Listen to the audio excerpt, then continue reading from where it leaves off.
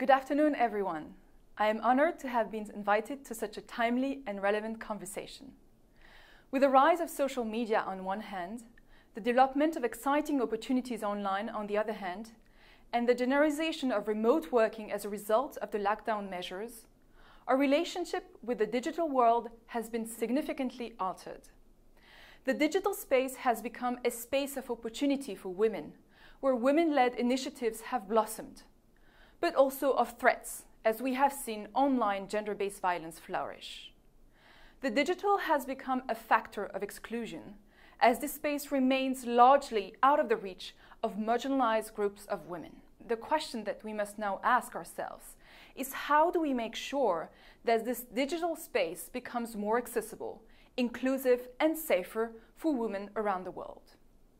As you may know, the French president has defined gender equality as the great national priority of his 5-year term.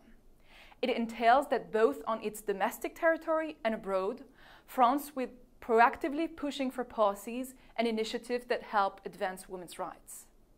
At the international level, it is translated into an effort alongside like-minded states and organizations to push for concrete measures that help advance women's rights.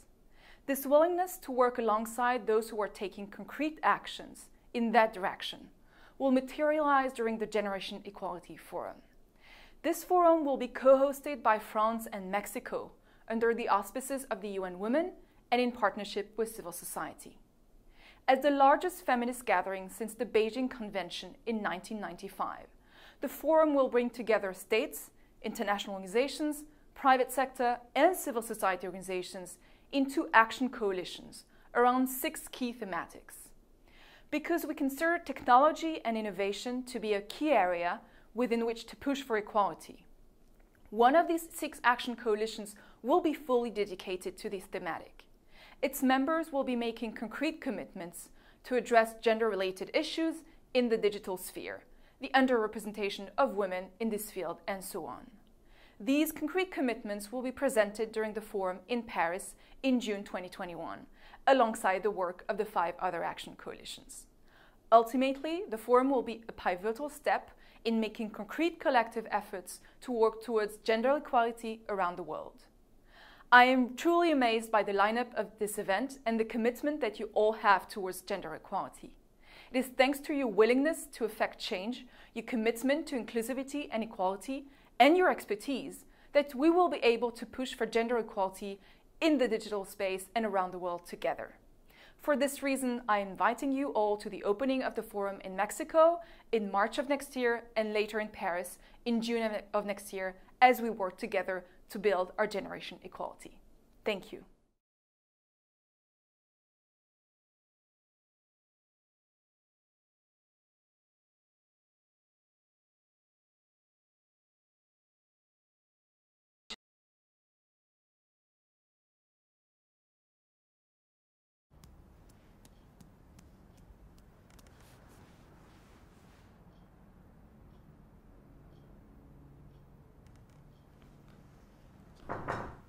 Oui, entrez. Ah, Madame Sylvestre, nous vous attendions. Bonjour. Qu'est-ce qui se passe? Sophie, qu'est-ce que t'as fait? Votre fille a frappé mon fils. Regardez un peu. Madame Sylvestre, vous comprendrez que notre établissement ne peut accepter de telles violences. Nous pourrions porter plainte. Et nous le ferons certainement. Sophie, tu peux m'expliquer?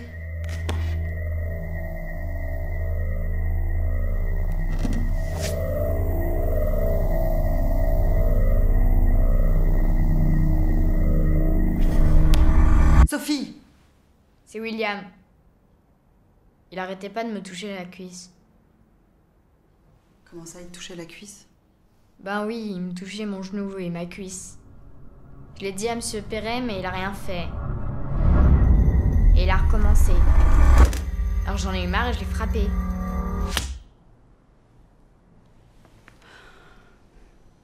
Je comprends pas. Pourquoi vous avez rien fait? Pourquoi vous avez laissé ce garçon agresser ma fille? Non, non. N'inversez pas les rôles, madame. Vous oubliez que c'est votre fille qui a frappé William. Non, non, monsieur Perret, ma fille n'a agressé personne.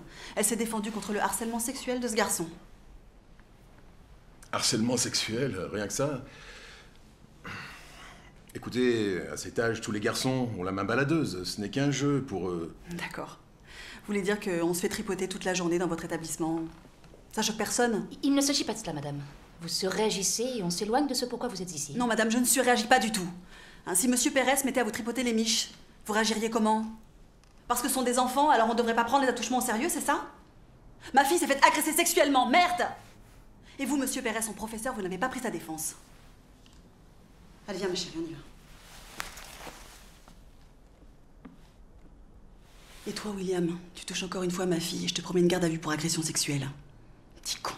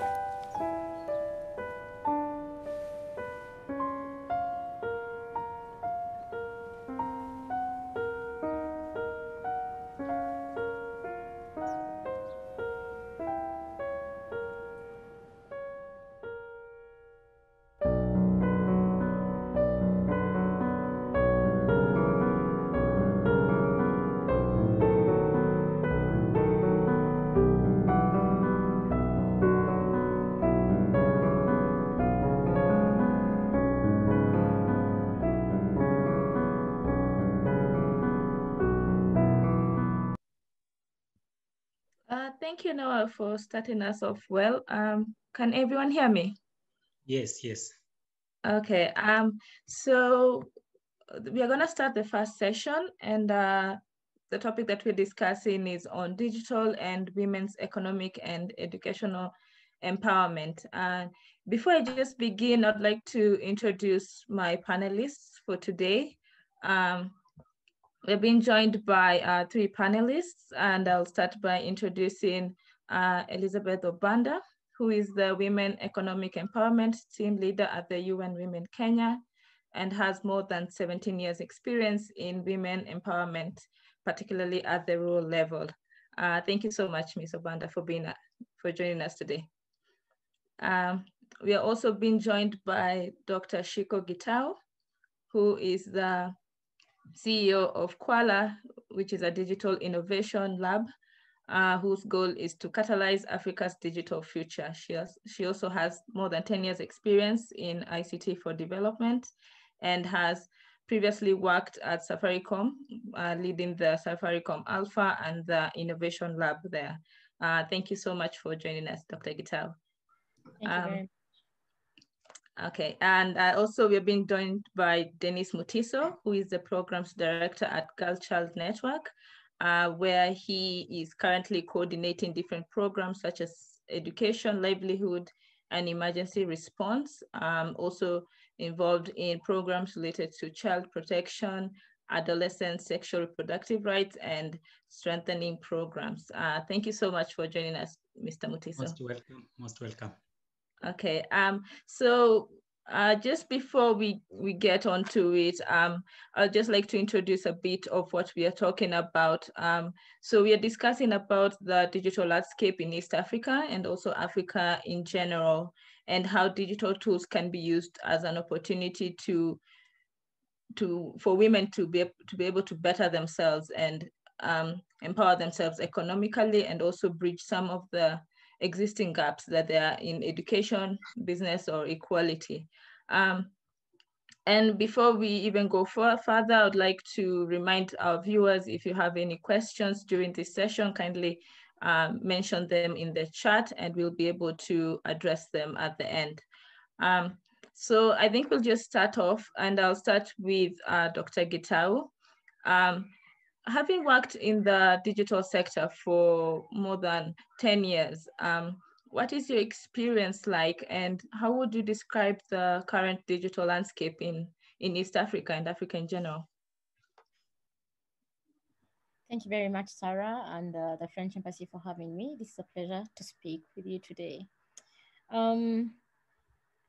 I'm really excited as a technologist and a computer scientist. I'm excited to be living in this age where technology has really progressed the human race, and especially in Africa and in East Africa. So I just want to give you a few numbers, and I'm going just to be reading from here. So it is said that currently more than 95% of the world is covered by mobile network, yeah? Which means 1 in every 2 people, about 47% of people are able to access the internet, yeah? And not necessarily good internet, but internet. And globally, that means that in terms of number, that's 3.9 billion people who are able to access the internet. And about 5 billion are able to access mobile technologies. Coming back like to Africa, it's the same statistics. About 95% of the African continent is covered by mobile network, and about half of the continent is able to access the internet through their mobile phones, yeah? So that's where we are at. In Kenya, the statistics are much more in-depth, you know, because we have like the advantages of mobile money. That means that we have more than 100% penetration of mobile subscription in Kenya. So they say it's about 115%. And with this, we are saying that some people have more than one mobile device. Yeah, and if you can count yourself, you have a work phone and a personal phone and stuff. So we are counting all that. Yeah, and internet connectivity is the upwards of 60%, and with the updates that happened this year with the loan connection, that is going to jump more than 80% by the end of next year, 2021. So we're in a very good place in terms of numbers, but how does this reflect when it comes to women? Yeah, is another question. Do women have the same access? Yeah, when you're talking about these numbers, are they fully inclusive? That is a question that I believe this conversation is about. So in terms of numbers, the data from GSMA shows that women are still very, very far from connecting to the internet. We know that women are 50% less likely to have access to the internet and connect to the internet than their fellow men, than men. And this is because it's a matter of affordability and access, and that is what people are driving towards. It's driving towards access and affordability of internet connectivity for women. Yeah, thank you. I think I'll stop for now, not to preempt everything. Okay, thank you so much for your response. And also I'm aware that we have a very wide pool of panelists here. And so Ms. Obanda, drawing on your experience as a lead in the UN Women Kenya, I am aware that digital technologies can be able to contribute in achieving the 2030 agenda for sustainable development. So just before you present I'm aware you have a PowerPoint presentation. So while you're also presenting that, would you kindly mention some of the barriers that might be limiting women in empowering themselves through digital tools from your experience?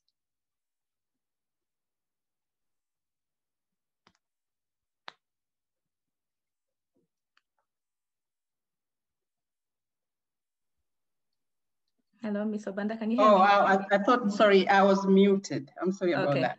Okay. So thank you very much for this opportunity to speak. And most of my contribution will be from the point of rural women. One of the biggest problems is really just awareness, or the lack of awareness, that there are digital tools and digital platforms, and that these digital platforms are able somehow to help the women to transform their lives. So that's a big, big barrier. The other problem is about connection, generally, or connectivity. Most of the women live in rural areas. Infrastructure is one thing. So you have a situation where you are in a place where connectivity is not even there. We've heard of stories where people climb trees to be able to get a signal, you know. So infrastructure is an issue, therefore general connection is an issue. Most of the women who live in rural areas are poor, and their priorities are not internet. I mean, you're thinking about, how do I feed my children? How do I take my children to school? How do I take them? How can I afford healthcare? So internet connection is not a priority. They will not invest their money there unless they really must invest their money. So then there's also the whole thing about, the place of a woman within the community, patriarchy. you know, and where you are at and what your roles are. What should your focus be? What is a good woman supposed to be doing with herself? Should she be spending her time on, you know, network or internet spaces, or should she be focusing on, you know, her gender roles, the caring of her family, you know, the taking care of children, cooking, washing, and whatnot. So that is a problem. So general poverty, of course, we know that women are poorer than men. They tend to be poorer than men. So they don't have money to be able to invest. Some of them are limited in terms of even access to those mobile you know, tools. The inability to be able to purchase a proper tool that will allow you to use internet is also a problem. And so those are some of the areas, according to me, that would be a barrier to women's connection to digital. I don't know whether you'll allow me to please then just make my presentation. It's short, but it's important for us from the point of view and women. Yeah, sure. Yeah, sure. Right. Go ahead. Okay, so this is from the point of view and women. Is it clear, or should I make it larger? It's clear? Yeah, it's clear enough. Yeah, so Shikoh gave interesting data, and I just want to say that it is true that there is a gender gap within the digital space. In Africa, it is quite pronounced, you know, in Africa as compared to the rest of the world. Most elderly people are quite affected. You know, women are quite affected, and especially people with lower educational attainment. As we know, in Africa, about 60% of the people live in rural areas. In Kenya, it's about 70 to 80%. So about 50% of the world, I know that Shikoh has said, and maybe my data is a little dated, but about 58% women, as compared to 42% men, are excluded from internet connection. And the gender gap in you know, internet is about 34% in Africa specifically. And this is 2019 data. So the UN nation stand is that ICT has potential to alleviate many of the steep barriers faced by women, and to ensure that realization of the Agenda 2030 or SDGs. And some of these steep barriers are patriarchy and the place of a woman within the community, and how this woman is, you know, the place of a woman within the community and how this woman is perceived in terms of what her roles are. So within UN Women Kenya, and specifically the unit that I manage, which is the Women Economic Empowerment Unit, we have two critical parts that we look at in terms of addressing you know, rural women. One is around productivity of women in agricultural value chain, ensuring that that increases. And the other is around accessing entrepreneurship and existing emerging markets. And to do that, the rationale of why we take those two parts or pillars is that agriculture is the backbone of the economy, as we all know. It contributes about 31.5% to the GDP. It employs about 60% of the population. And 80% of the food that we eat and nutrition is derived from smallholder farming systems. Now, agricultural productivity has stagnated of late, and there is a gender gap in productivity, and that gender gap is bridged. And there is a study that was done by UN Women in 2015, and it states that if that gender gap was bridged, in Malawi alone, it would lift about 238,000 people from poverty. The figures are lower in Tanzania, of about 80,000 people you know, being lifted out of poverty if the gender gap in agricultural production was bridged.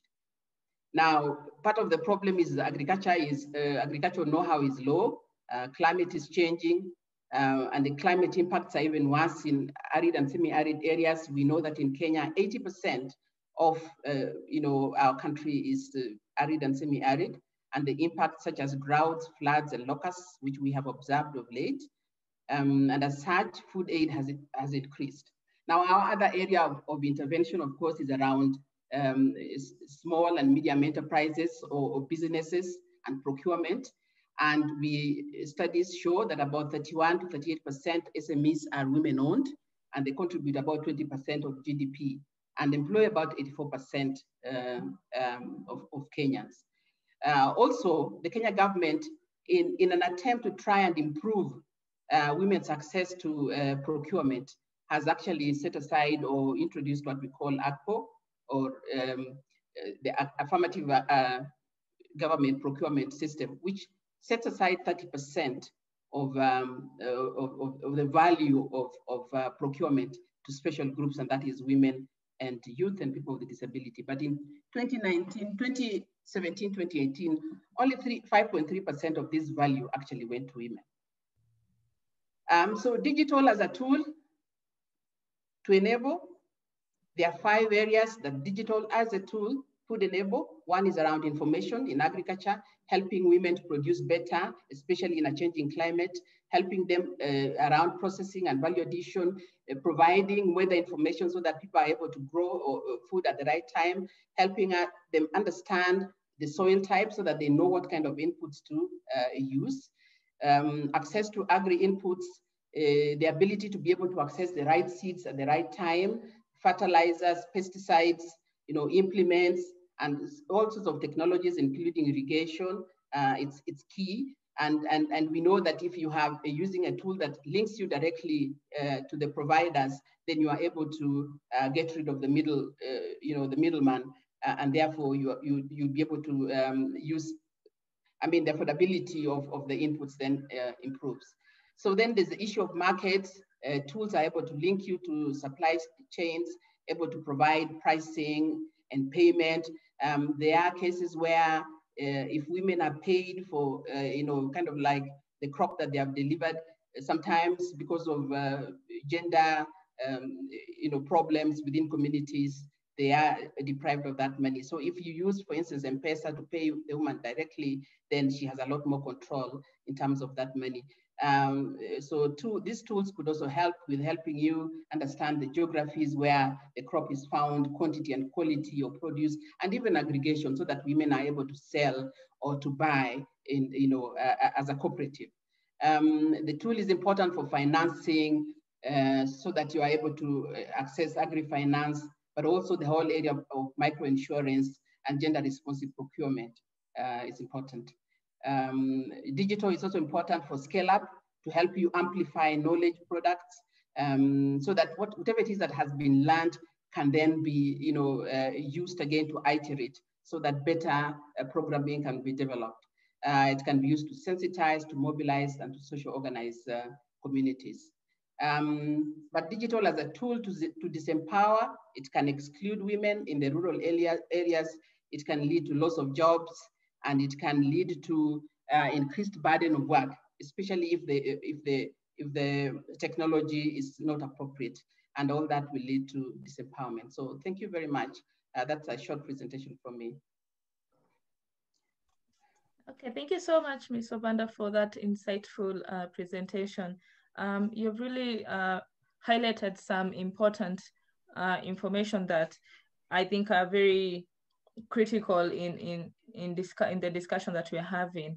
And I particularly like what you mentioned on the challenges that women have, particularly in the rural setting, where they are often faced with challenges of priorities and finances. And so, Mr. Mutiso, just drawing from what Ms. Obanda just mentioned, so apart from all these other challenges, we usually find that, like in the sector in general, very few women are participating in ICT. And we may find this is also due to what Ms. Obanda has said, such as financial issues or priorities, but also it also stems out from interests from women. We find very few women are interested in the ICT industry, or even involved in the ICT industry. So in your opinion, why is this the case? Why are there few women willing to be part of the ICT sector, and what exactly can be done to change this? Thank you. I think this one is a systemic problem, and it builds on the barriers that Mrs. Obanda and Shikoh have talked about. They have talked about the social norms. They have talked about the issue of access and affordability. So when those factors come together, it makes it hard for the women to participate in the ICT sector. Not that they do not have interest, but it is because we do not have a platform where they can be exposed to the skills and knowledge. And this one starts from the early stage. Look at from when the child is born. Compare when a boy and a girl are born to the time they are enrolled to the school.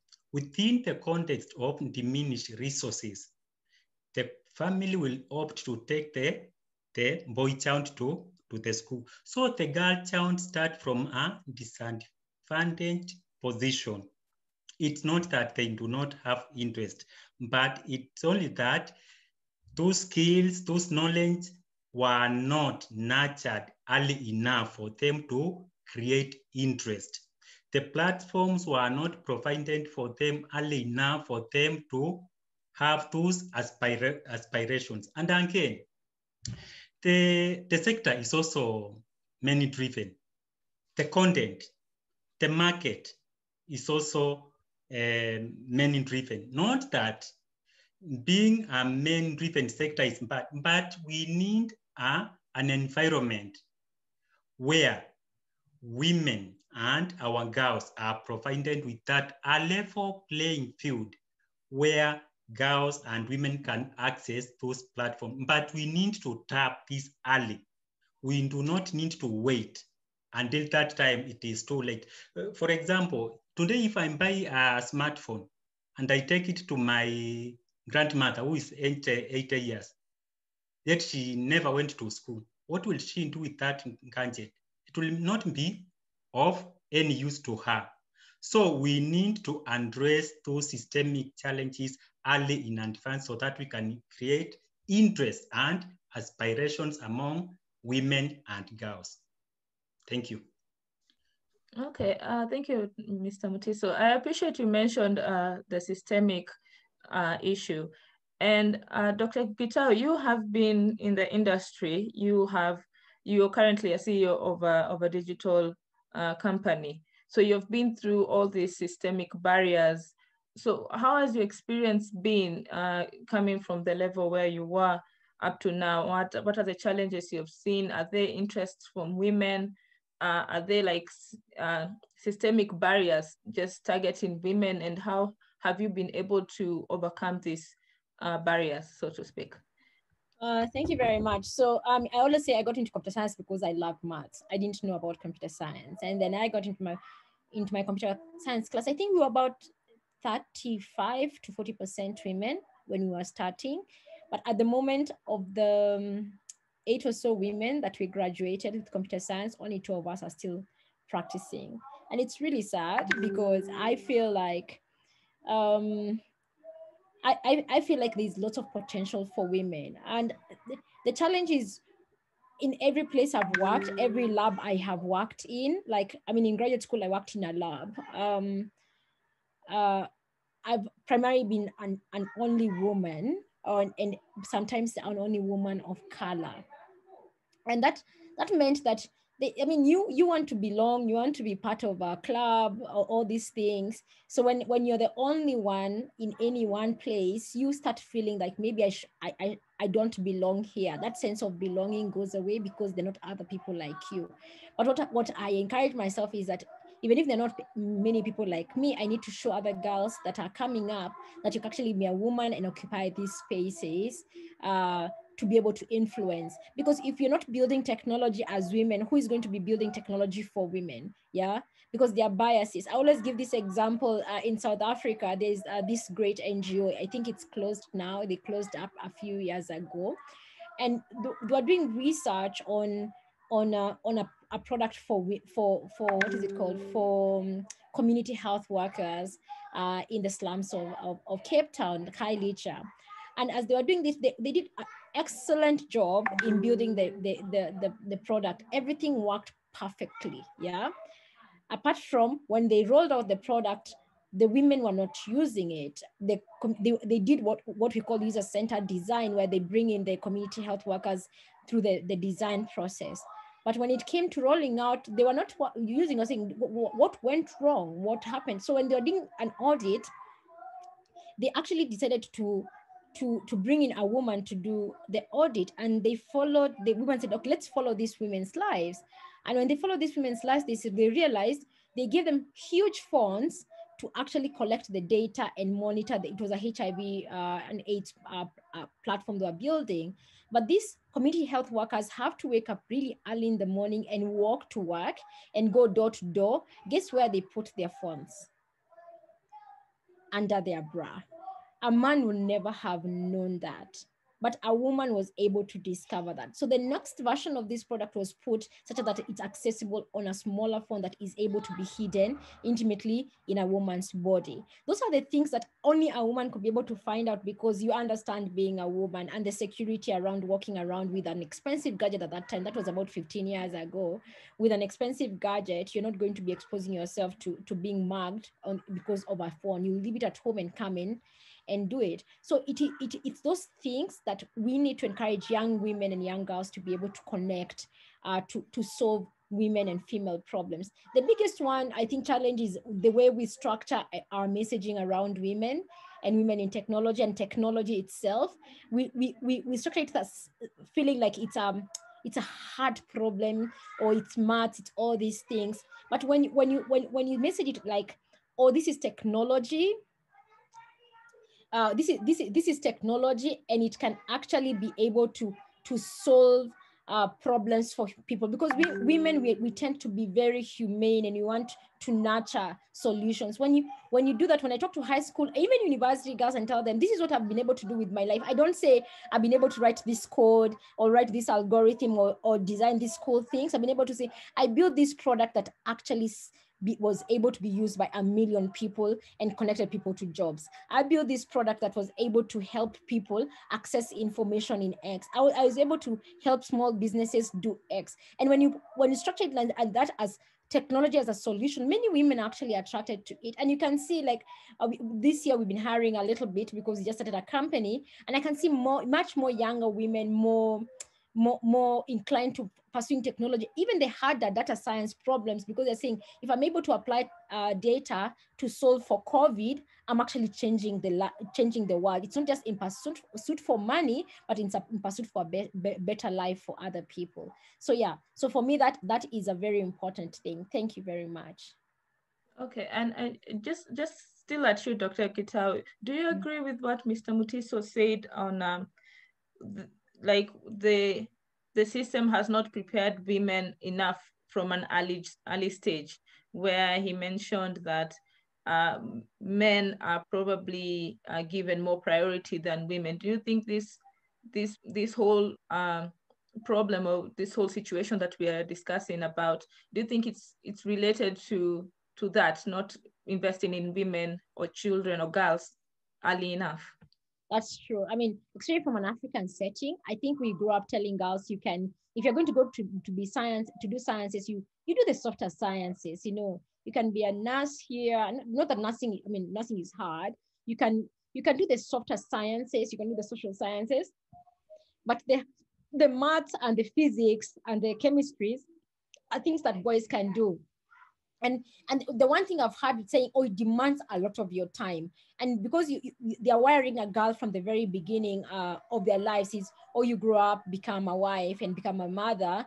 They make it feel like you cannot be a mother and a wife and also be a computer scientist. They make like it's exclusive. Those two things don't go together. They actually go together. Many women are actually doing both and are successful at both. So it's about how we message to our girls, and we say it starts young. You have to start like at a pre-primary stage. You have to start girls at class 6, class 7, telling them you can do maths. Yeah, because after that, that's when you're able to actually say, I'm able to do maths. When they go to high school, where they actually get, most women actually drop off at high school in their head, not necessarily physically, not in the reality, but in their head they start saying maths is hard. In primary school, girls don't say maths is hard. In high school, they're told the maths is hard, and they believe, and it's that stage that you start encouraging them and saying, you know what, maths is not actually hard. This is what you can do with maths in a very real way. And that's why these stories I was telling you about, I use maths to do X and change X person's lives, is where those stories need to be relevant to them. Because in the way they've been cultured to dream about their wedding dresses, you can actually culture them to say, if I go to school, I can be able to do this and change people's lives. That is what I would say. Yeah. Okay, thank you so much for that response. Ms. Obanda, back to you. So right now we have just discussed the differences in terms of gender, where men have more opportunities or are more predisposed to ICT tools and digital tools. But I'm also aware there also a divide between rural and urban settings, where women in rural areas are often limited as compared to those in urban areas. For example, what you mentioned, they often are torn between priorities, access to these tools, and also finances. So in your opinion, and also from how you've worked in these settings, how can this bridge be gapped? How can the rural setting be able to match up with the urban areas? So thank you again. And I also want to lend my voice a little to the previous question around how we're messaging, and to say that I must say that the environment is changing quite a bit. When I was growing up, it was very clear what careers were male and what careers were female. But that, there's a lot of change that is happening now, and I think that is positive. I also want to agree totally that the participation of women at the point of design is very important. Because if you design without thinking about who I am and how I do my things, how much time I spend on internet or whatever else that I do, then you design a product that will not be appropriate for me. So that really is important. But also the complexity of the product. How complex is it? If it is complex, then there's a possibility that most women will be excluded from it. But I also want to say that it is important to be intentional about including women, okay, in the digital space. Being intentional, and as Dr. Shikoh said, picking them up at a younger age, ensuring that you have policies that ensure that women and men, or young women and young female, together are able to participate. So for instance, at the point of courses, if you are offering a course or you have a class for ICT, being intentional and insisting that that class must have 50-50, why not, in school? So that young girls then grow up learning about ICT. When they go to university, maybe the class also intentionally insisting that there must be a certain ratio of girls in that class. So that's important. But also role modeling. So you have Shikoh, who is successful in ICT. How do you use her to speak to younger people? How do you make them feel, good, and make them feel that they can actually ascend to the kind of space where she's in? So role modeling, showcasing successful women in the area of ICT. So again, designing incentives, incentives that attract women. Okay, providing scholarships, for instance, providing awards so that women will be attracted to move into that digital space.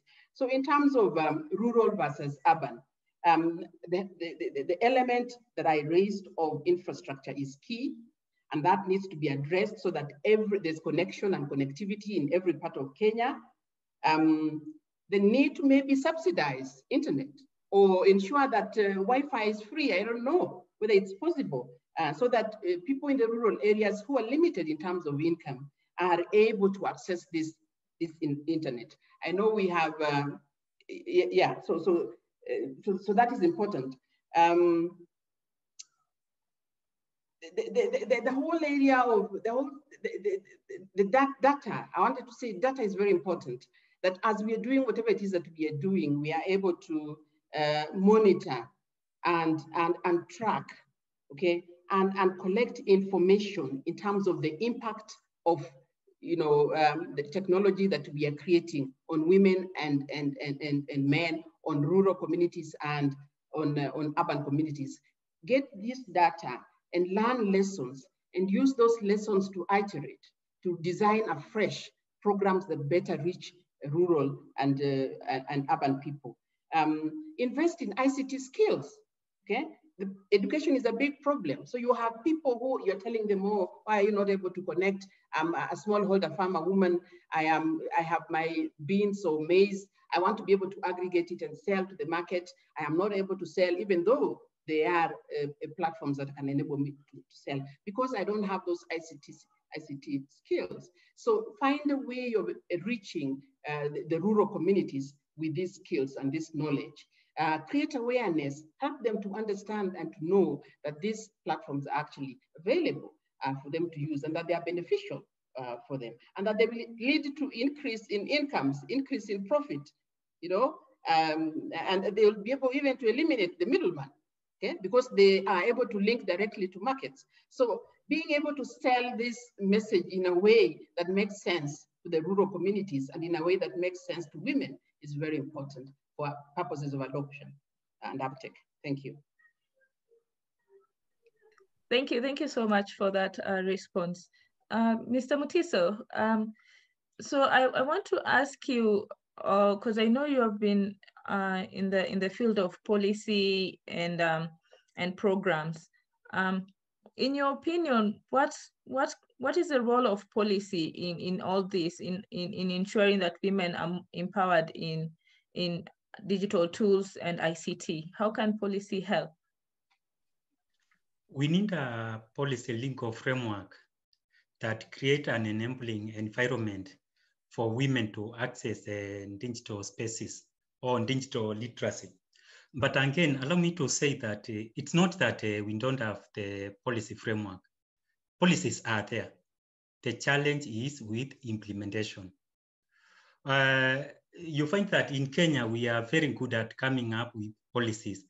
Before we realize, or before we implement any policy, before we monitor the effectiveness, the relevance, the impact of that policy, we come up with another policy on the same thing that we are trying to address. So it becomes a vicious circle of policy development, but there is no implementation. Again, you find that we have policies, but those that are supposed to enforce them, they are not aware of the provision of those policies.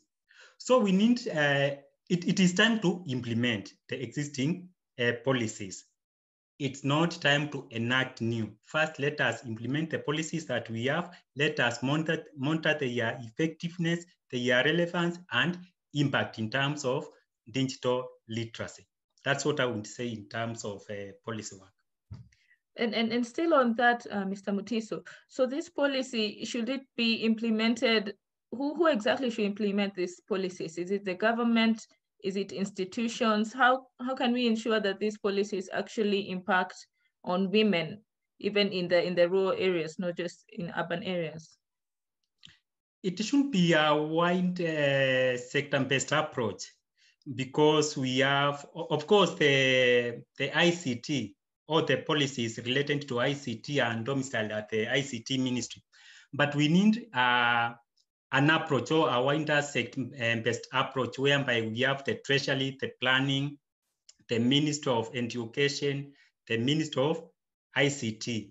So it can be an isolated effort, but a joint effort from the key players, including the private sector, the civil society sector, and the government, and also the county government, because you find that at the onset of devolution, we had this hotspot by or infrastructure by the county government, where communities, both boys and girls and women, couldn't access digital spaces because the infrastructure was there. But within 1 year, it was nowhere to be found. And the county government are no longer talking about the hotspots where communities can access digital spaces. So we need the effort of everybody, of the government, of the private sector, and civil society. Thank you. Okay, thank you so much. Ms. Obanda, I'm going to come back to you real quick. As we have discussed here, we've seen that digital technology has the potential to transform women's lives, even as you have mentioned in your previous discussions. So what exactly, in your experience, even as at the UN, what is the connection between ICT and women empowerment, particularly in advancing gender equality and reducing poverty? Let me say a little more about the element of policy first. I wanted to say that the appropriateness and the practicability of the policy is also key. And I'm thinking about the agricultural sector transformation and growth strategy 2019-2029, which has a big element of innovation and digitization. And within it, for instance, it is recommending that these 5 billion Kenya shillings that go to National Cereals Board every year for purposes of subsidizing seeds and fertilizers be given to target groups as e-vouchers, okay? So that if they receive it as e-vouchers, then they are able to directly buy the kind of inputs that they want. And if that happens, of course, then inputs will be a little more affordable, the cost of production will be lower, and they should be able to make money. So you asked me the question of, sorry, just remind me, because I went on to answer the policy one first. Okay, so the question that I asked is, what is the connections between ICT and women empowerment, particularly in advancing gender equality and reducing poverty?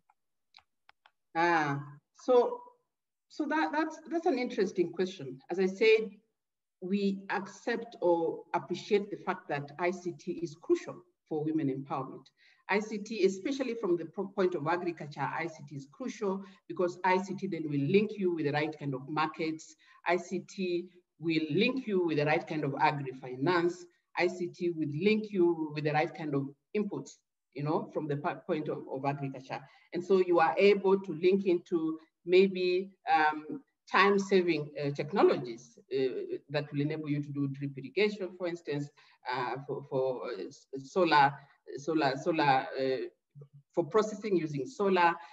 And so ICT is crucial because then it enables the women to ease their work.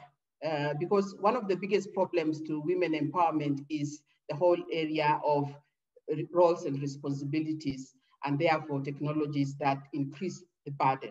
So any technologies that ease the burden of work actually release the amount of time that women have for purposes of in inputting that time into productive work. A study by UN Women 2015 was done, and that study covered Kenya, Uganda, not Kenya, it covered Uganda, Tanzania, Malawi, and in that study, the biggest source of gender inequality and the biggest source of reduced productivity by women was labor, the whole area of labor. And therefore, if ICT is able to ease the burden of doing work by women, if ICT is able to lead to adoption of appropriate technology that enables the women to spend less time, growing food, or to spend or be able to grow food on a larger piece of land, then that should, result into higher value, okay, of output in terms of higher value output, and that should increase total production and therefore marketing of the extra food, and then therefore economic empowerment. So that is how I would look at it. Thank you. Dr. Gitau, do you have any response on the same? so in terms of policy, I always say that we need to encourage. I know people are against the idea of like the affirmative actions and stuff for women to be, but I believe there are some times that you have to force people's hands to get things done. But also more than that is making women an economic sense to employers, to businesses, to everybody. Showing data already shows that companies with more than 50% board women in their board have bigger profitability. Yeah. The data also shows that if we have a woman in the room helping making decision making, most likely you get to a better decision because of the differentiation in their thinking. Diversity actually is profitable. Yeah. And if we can get more people thinking that way, more businesses thinking that way, more schools thinking that way, NGOs, every single community thinking that way, and including women in every sphere of decision making and engagement, then they will have better outputs and outcomes of their business. And that is the one thing that needs to be emphasized, because yes, we can do affirmative action, but affirmative action should actually be backed up by data, and data that shows there is actually a greater output if you include women and women in design. So there's a great lady called Joy Bilema, and she has an organization called the Justice League, the AI Justice League, and they look at the design of artificial intelligence among diverse populations. So they look at it from a Black and a colored person's point of view, from a female point of view, from a different point of view. So for what they have actually concluded is that if you don't have people of diverse backgrounds designing these technologies, most likely you'll build great technology without an inclusive user base. So what they are trying to encourage people is, when you're writing these algorithms, these AI algorithms, and when you're doing these things, have a diverse point of view. Don't let your blonde white boys sitting in Silicon Valley write algorithms that are supposed to be consumed by the globe. Have people from diverse backgrounds, and that's the encouragement I would have for everybody. Have people from diverse backgrounds to make whatever your intervention is very, very inclusive. Thank you. Thank you, Dr. Gitau. And as we are just about to wind up, I'd like to ask you, Mr. Mutiso, maybe you can just contribute in telling me, how can African countries be able to prioritize digital educations in schools and communities? As we have mentioned before, it seems that to be able to progress in the future, we need to start installing this from the get-go. So how can African countries prioritize digital education in schools? I strongly believe that it can be prioritized if we get the entry point. And for me, the entry point should be the schools, starting from the early age. From the upper classes, our pupils and students should be trained or should be exposed to the ICT, so that we create the interest and aspirations from both girls and boys early enough. Again, we also need a policy framework that demystifies issues around the ICT. We also need to challenge the social norms and perception around ICT. Anybody, be it a boy, be it a girl, can learn and excel in ICT. So for me, it's about reviewing the curriculum and our syllabuses so that they become responsive to the skills of 21st century. Right now, ICT is a skill. It's a recipe towards any child becoming a global citizen, because it is not limited by time, space, or distance.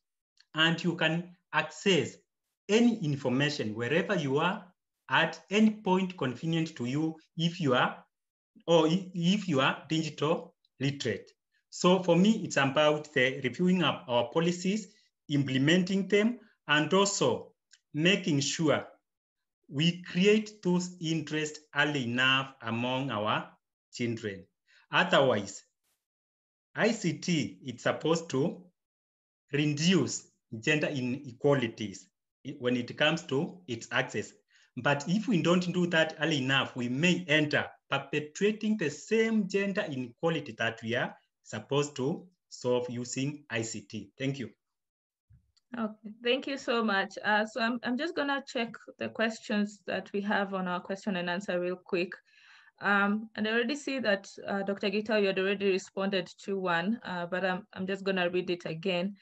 So Farah says, other than agriculture and business, are there other sectors that can be profitable to women through digital tools? So I don't know whether you want to expound on this, Dr. Gitau, or maybe any one of you who wants to answer.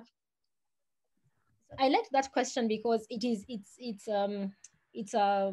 complexity that meets a lot of people. Is what can ICT do? But there's a great quote by Satya Nadella. Satya Nadella is the CEO of Microsoft, and he says every company is a software company, yeah, and that, which means that software has actually eaten the world, yeah, and it means that everybody is able to apply technology and ICTs in every area of our life, from education to health to agriculture to business. And especially for women, we are currently running a study on understanding the gig work, yeah. And the gig work for those who don't know is work that is actually facilitated by the internet. You can go and work for an hour, write somebody's paper, or do what is it called, edit somebody's work, or write a code, or do something very simple, or go to their house and clean them. That is gig work. So gig work has been highly facilitated by the internet and technology. So because right now you can connect to anywhere in the world and be able to work for anybody in the world, and it's small piecemeal work, but it's able to pay well. And you're seeing more women, because of the flexibility that gig work presents, are going into it, because I'm able to work from home, I'm able to work a few hours, be able to deliver and get paid, but also take care of my children, do my other chores, or even have a side hustle where I'm able to make extra money on the side while I'm doing a full-time work somewhere else to just complement my income. So the technology is opening up much more opportunities to a lot more people than there was before. So it's just more than agriculture and communication and business. It's every single area of our life that we increased productivity is happening. Thank you very much. Okay, thank you, Dr. Gitau. Is there anyone who wants to answer that question as well? I also see another question from Jonathan. He's asking, what about information access? How can we bridge that gap? I think Ms. Obanda answered that, but if anyone else has something else to say about that, they can also add.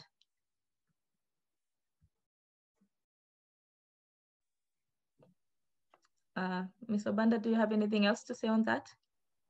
No, I don't. But I think I want to say that as the climate is changing, and as the communities are required to learn more skills, and I'm sorry, my focus is on agriculture and businesses, but as the climate is changing, communities need to learn other skills or learn new skills on how to grow within a changing climate. And so information is very important. And whether they receive this information through radio, through SMS, whichever way, but that information is very important, and that's where ICT comes in. And we know that in Kenya, for instance, extension services are almost, non-existent, and therefore the only way we can receive this information is through this ICT. Thank you. Okay, Mr. Mutiso, do you want to add on that? I think everything has been said. Okay. So I'm okay. Okay, that's good. So I think we've come to the I end. I want to say that some of the most crucial information, especially in changing climate, is about weather and helping communities to be prepared so that they are able to produce. So information really is key, and ICT is crucial for that. Thank you. Okay. Thank you so much. I think we've come to the end of the session. So I don't know whether any of my panelists wants to say one or two words as we conclude, as we hand over to the next session. Anyone? I want to emphasize that government and all stakeholders really must be intentional about focusing on women and appropriate technologies, on including them, on making these technologies affordable. And, but also women need to accept that technology is with us and it is the way to go, and therefore they must step up.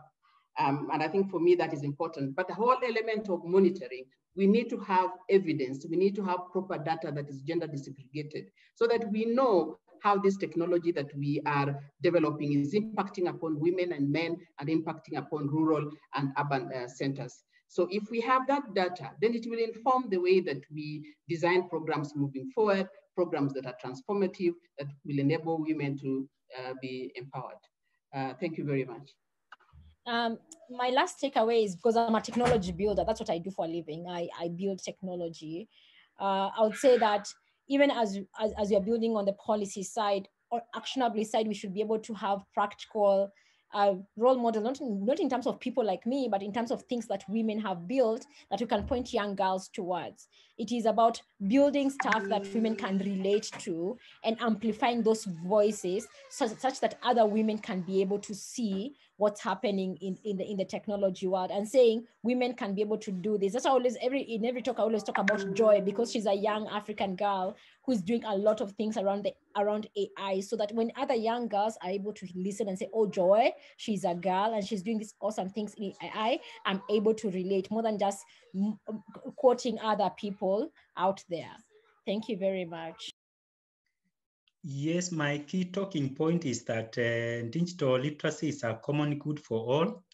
It should be made accessible and affordable for all, because it is a key recipe towards one becoming a global citizen. Thank you. Thank you so much for your time. So I think I'm going to hand it over to Noel, who will take us through the next session. Thank you so much. Thank you very much, Sarah, and thank you very much for all the speakers. It's been really, really great. Sorry, I will demote you to make you only participants to the event, but it's been really, really a great event. Grace's first part, actually. Let me see. Yeah, here we are. All right.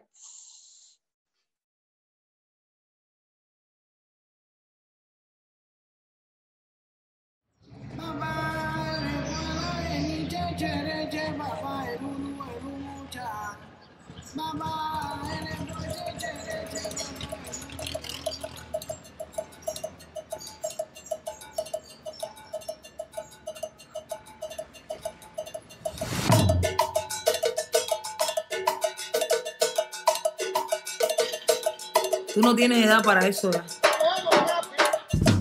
El boxeo es un deporte solo para hombres. Tanto sacrificio no vale la pena. Las mujeres no son suficientemente fuertes para boxear.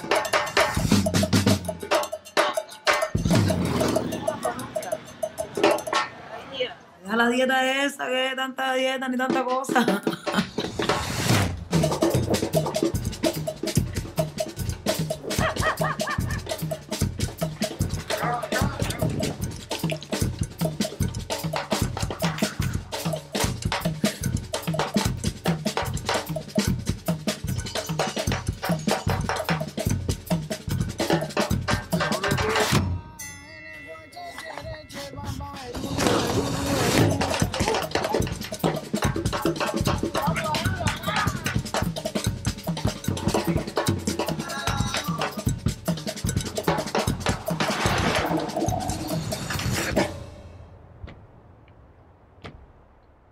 Mi sueño es que aprueben el boxeo femenino en Cuba para poder pelear, representar mi país y ser campeón olímpico.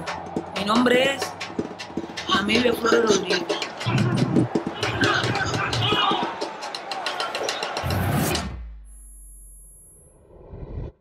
Y soy boxeadora.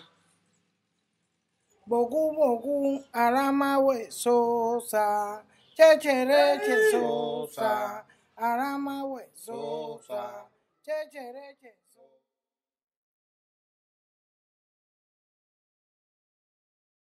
All right, so here we are with this great short fiction from the Très Court Festival about this boxer called Namibia. Let me invite our other speakers for the second part. So Abdi Fattah Hassan Ali, I see him appearing twice. I hope it's the good profile joining us, joining the conversation. Good evening, Abdi Fattah. You are in Mogadishu right now.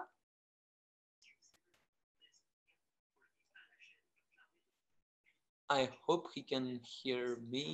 Yes, I am in Mogadishu right now. Great, welcome. We have also Sheena Magenia, whom I just promoted as a speaker. Sheena, you must be in Nairobi.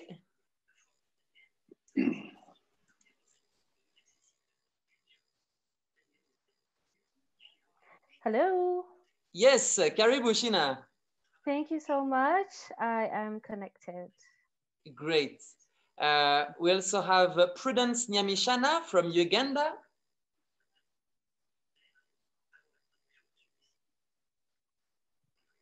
Hi, Noe. Hi, everyone.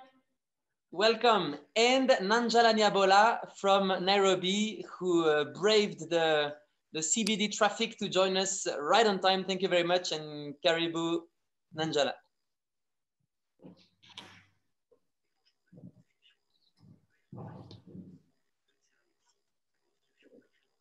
And I hope she can hear us. And welcome also to Vivian Wandera, who is our moderator for this second session. Hi, everyone. Hi. So that's enough for me. And I let Vivian take over. Thank you very much. Hi, guys. Hello. So welcome to the second part of this webinar, and we'll be talking about online activism and women's rights, the East African perspective. And our panelists are Nanjala Nyabola, who is a writer and a researcher based in Kenya, Prudence Nyamishana, a blogger and podcaster in Uganda, Abdi Fattah Hassan Ali, the founder of Digital Shelter in Somalia, and Sheena Magenia, a researcher with 12 years experience of working in Namibia, Kenya, and South Africa. So to start us off, is everyone here? Yes, I am here. I'm here. Nanjala, has she joined us? Yeah, I'm here. All right, so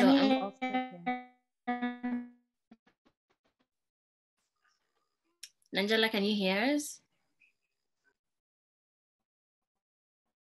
Yes, I can hear you. I'm going to start with a question for Mr. Abdi Fattah. Hello? Tell us. Yeah. Could you please tell us what you do with your digital shelter in Somalia?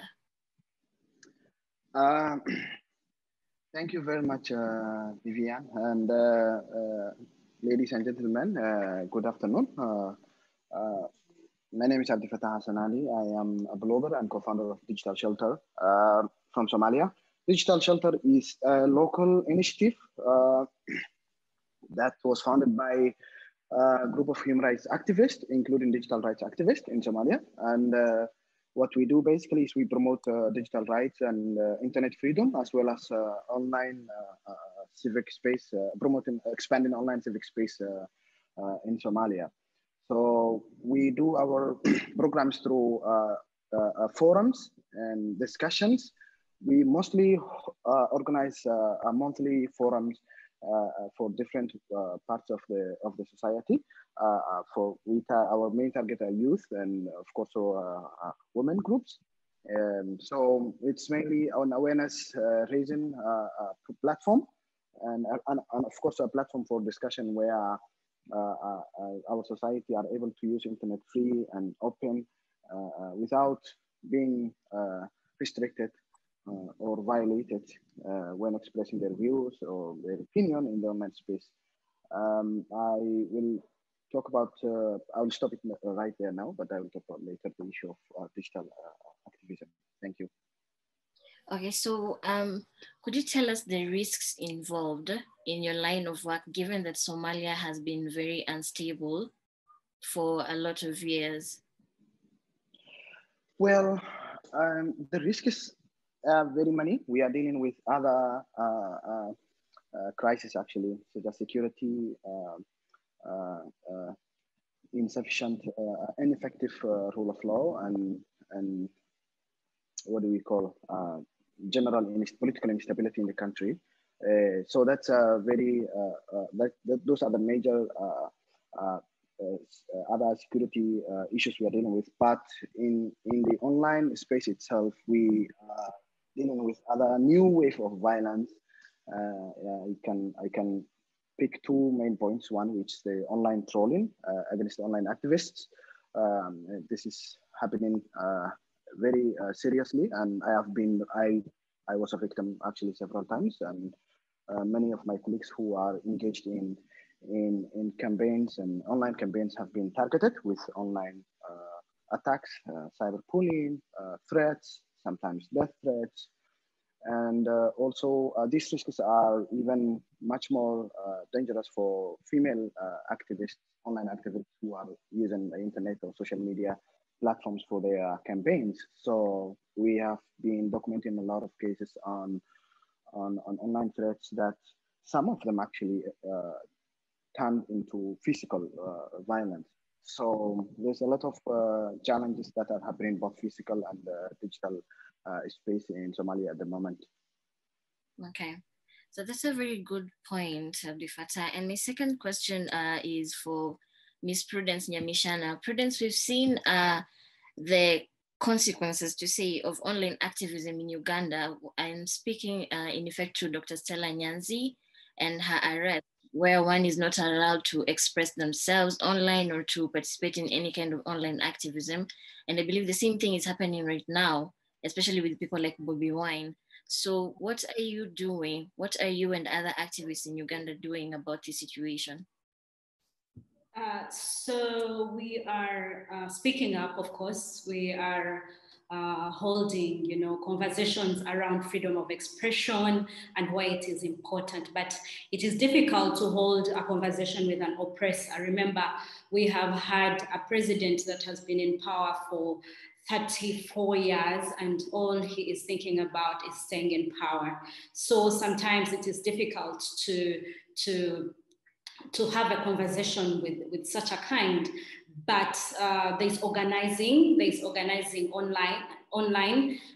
We see feminists are speaking up. We have a growing army of fearless, radical women that are stepping up to not just talk about what is happening right now, but to talk about the systemic oppression that happens right from the patriarchy itself, trying to see how we can root it out, but also to talk about neocolonialism and colonialism. Because, for instance, the police brutality, as I speak right now, in my town, there's tear gas happening because Bobi Wine has been arrested, right?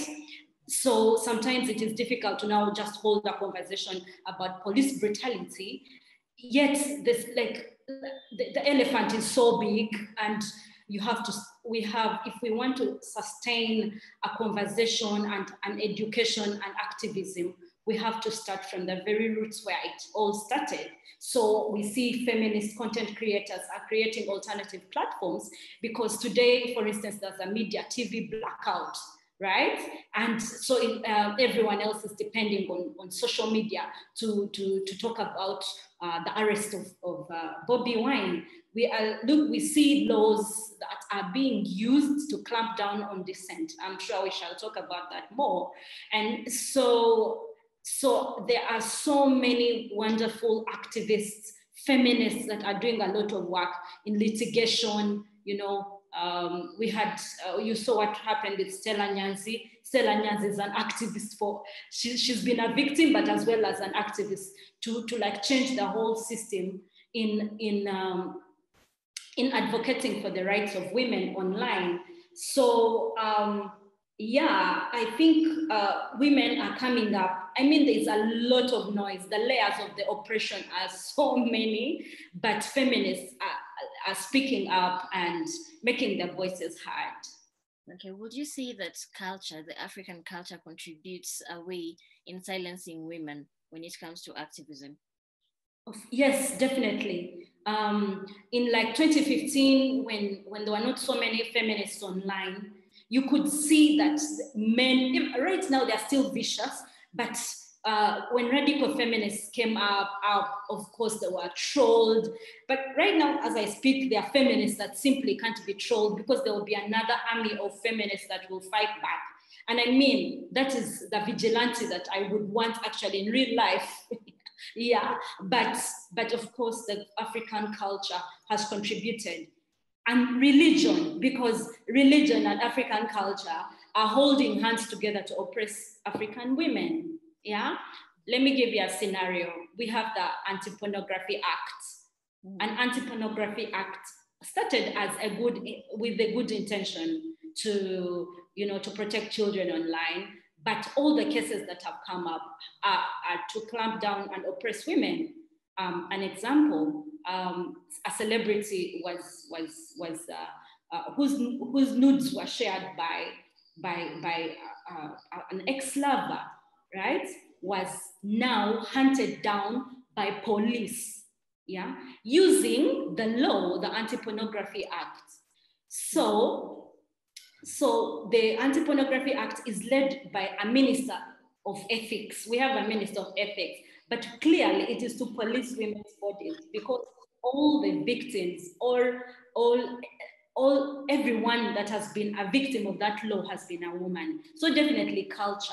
When women speak up, they say, most of the women that are targeted are outspoken women, yeah, who apparently that is not how women speak.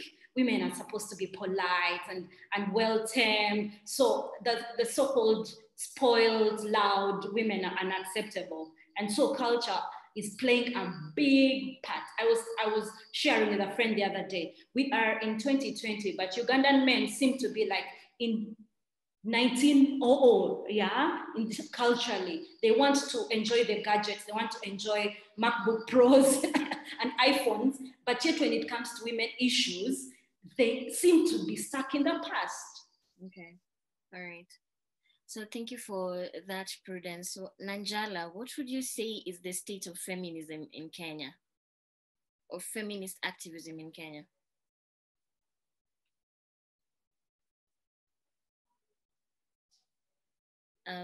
Nanjala, can you hear me? Is she here? I don't think so, but we'll move on. Yeah, sorry, she told me she had connection issues, so she will try to come back. But yeah, so please, yeah, move on. No problem. So we'll move on to Sheena Maganya. Sheena, you've been conducting a research on cyber activism, and what would you say have been the results so far? Thanks, Vivian, for the question. I hope everyone can hear me. We are finding so I work with the Association for Progressive Communications in the Women's Rights Program, where I coordinate the All Women Count, Take Back the Tech project. This is important to say because this project has been over the years, and not just the project I coordinate, but for decades even. The Association for Progressive Communications and the Women's Rights Program have been working at the intersection of feminism, human rights, and technology including the internet. In the work that we've done so many different iterations of research, and more recently in the last 4 to 5 years, we've been doing more research in the region. And the research in the region is showing that, one, something that we have said for the longest time is that the idea of the online and the offline is a false binary. It's not true, and it's not an honest representation of what is happening, because what happens offline travels online, and what happens online it travels offline. And in the same way, violations that are committed online have very real and felt and impactful consequences offline. For example, the that Prudence gave us around how a lot of non-consensual intimate images and videos, which are popularly called, but this is not the right term, revenge porn, has been a way that a lot of people have been trying to silence women and marginalize people.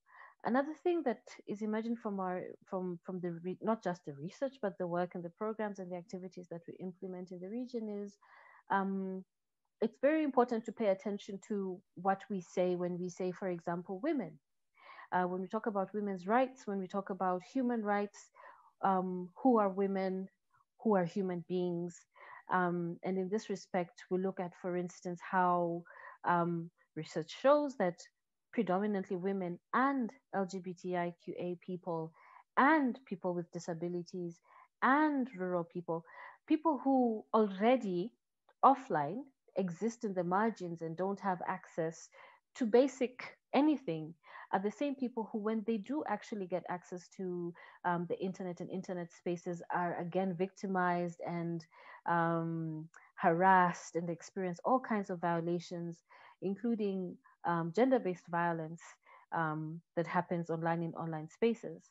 So a lot of our research is doing this. It's showing that, one, we have to start looking at our online interactions, online movement building, online presence, content creation in a way that stops thinking that that is online and the other is offline, and therefore there's a way of switching off one and switching off the other.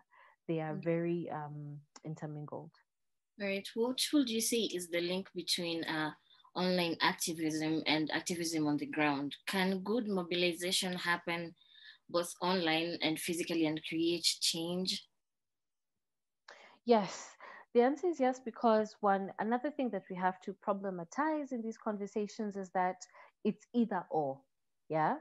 So a lot of people feel that I am either going to march in the streets or I'm going to tweet about it, when a lot of the movements that we've had have been made up of both initiatives. We need to not approach this moment as that, oh, technology is here to fix everything.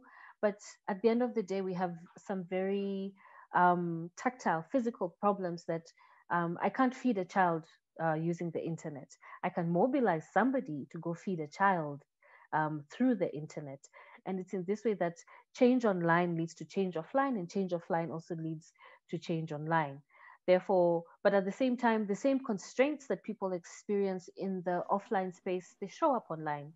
So it's really carrying all movements together at the same time, in understanding that there's no effort that's greater than the other, even though we do live in a reality, in a context where access to technology is assumed to be something for the elite. Therefore, if you are tweeting and you're writing and you're shooting videos as your way to mobilize and as your activist action, then you are seen to be doing less, or you're seen to be doing the easy bit compared to the people who are actually marching.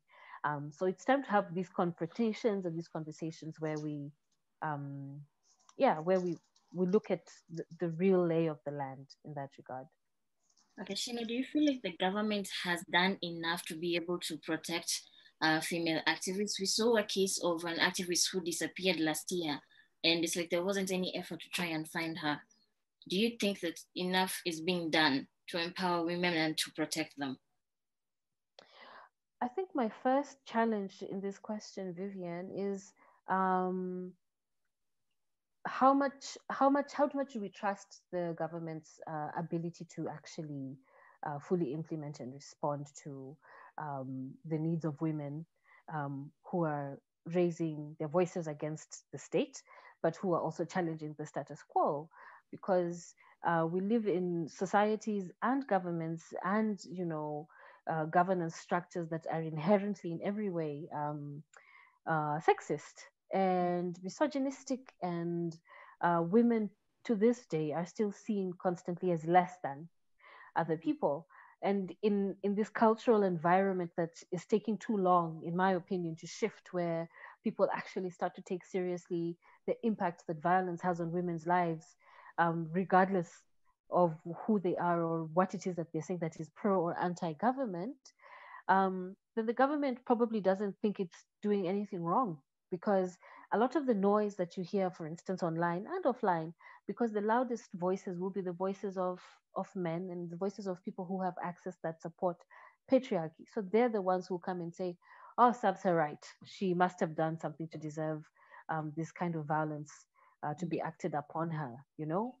So that's my first challenge. The second challenge is there are people who are raising voices outside the structures, against the structures, who are constantly calling out. And some of the loudest voices are women and queer people online.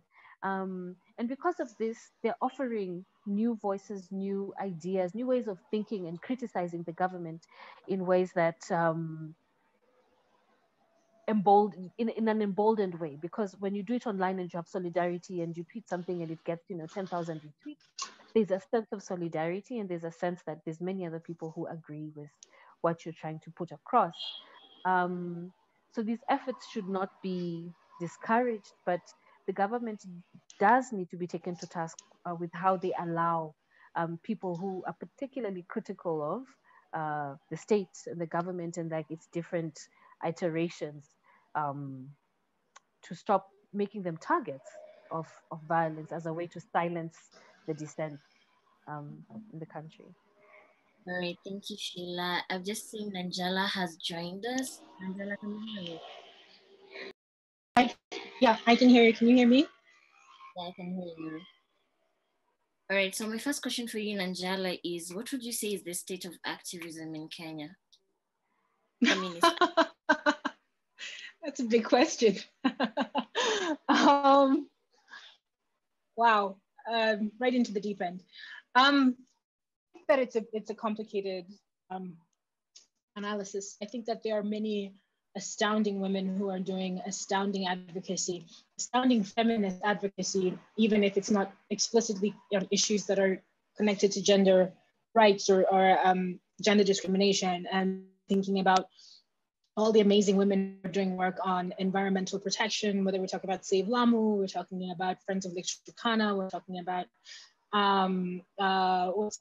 Phyllis Omido, who's working on the coast. Like there's a lot of feminist organizing that's happening that isn't necessarily explicitly connected to gender advocacy, but is advancing feminist ideals of inclusion. We have a lot of wonderful women who are also making an effort within the gender space, within the gender equality space. And especially we have a lot of LGBTQ activism that has been impressive to see the last few years, whether we're talking about the advocacy around Rafiki, the advocacy around repeal of Section 162, which is the section of the penal code that criminalizes homosexual conduct. I think that there's a lot of really impressive pockets of organizing and mobilization, and the conversation has definitely become much more, that's what I'm looking for, much more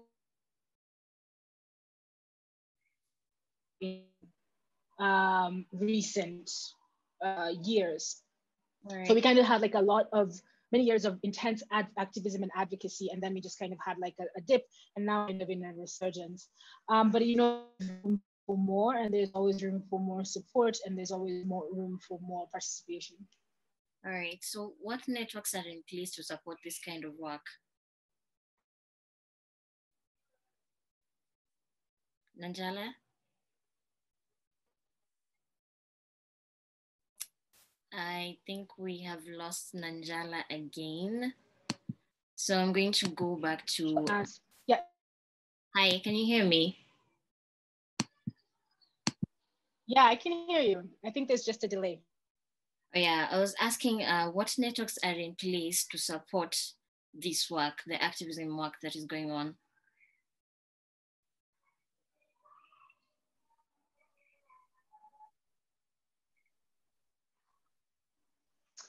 There's a lot of the challenge for formal has always been resources. So we have a lot of institutional women's rights organizations that are a long legacy of organizing and a long legacy of supporting grassroots work. So we have big organizations like CREW, we have organizations like FIDA, organizations that are explicitly working on building institutional capacity and sort of using formal law and other tools to advance feminist goals.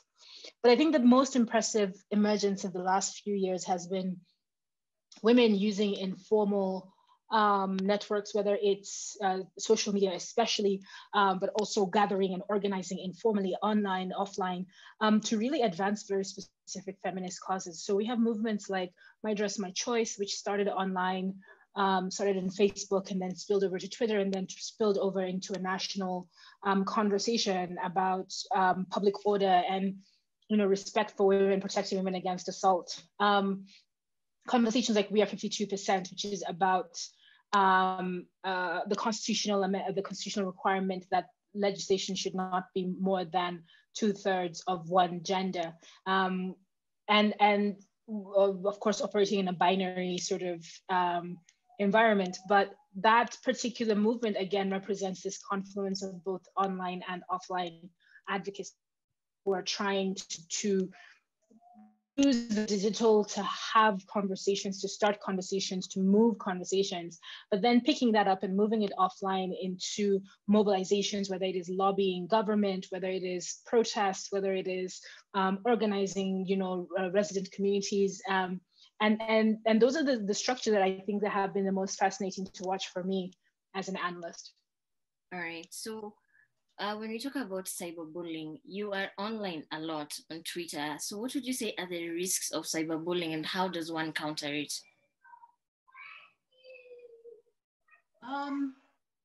Cyberbullying is an interesting phenomenon. And I think cyberbullying is, at least from a legal perspective, is one of those things that the law has struggled to define and has struggled to place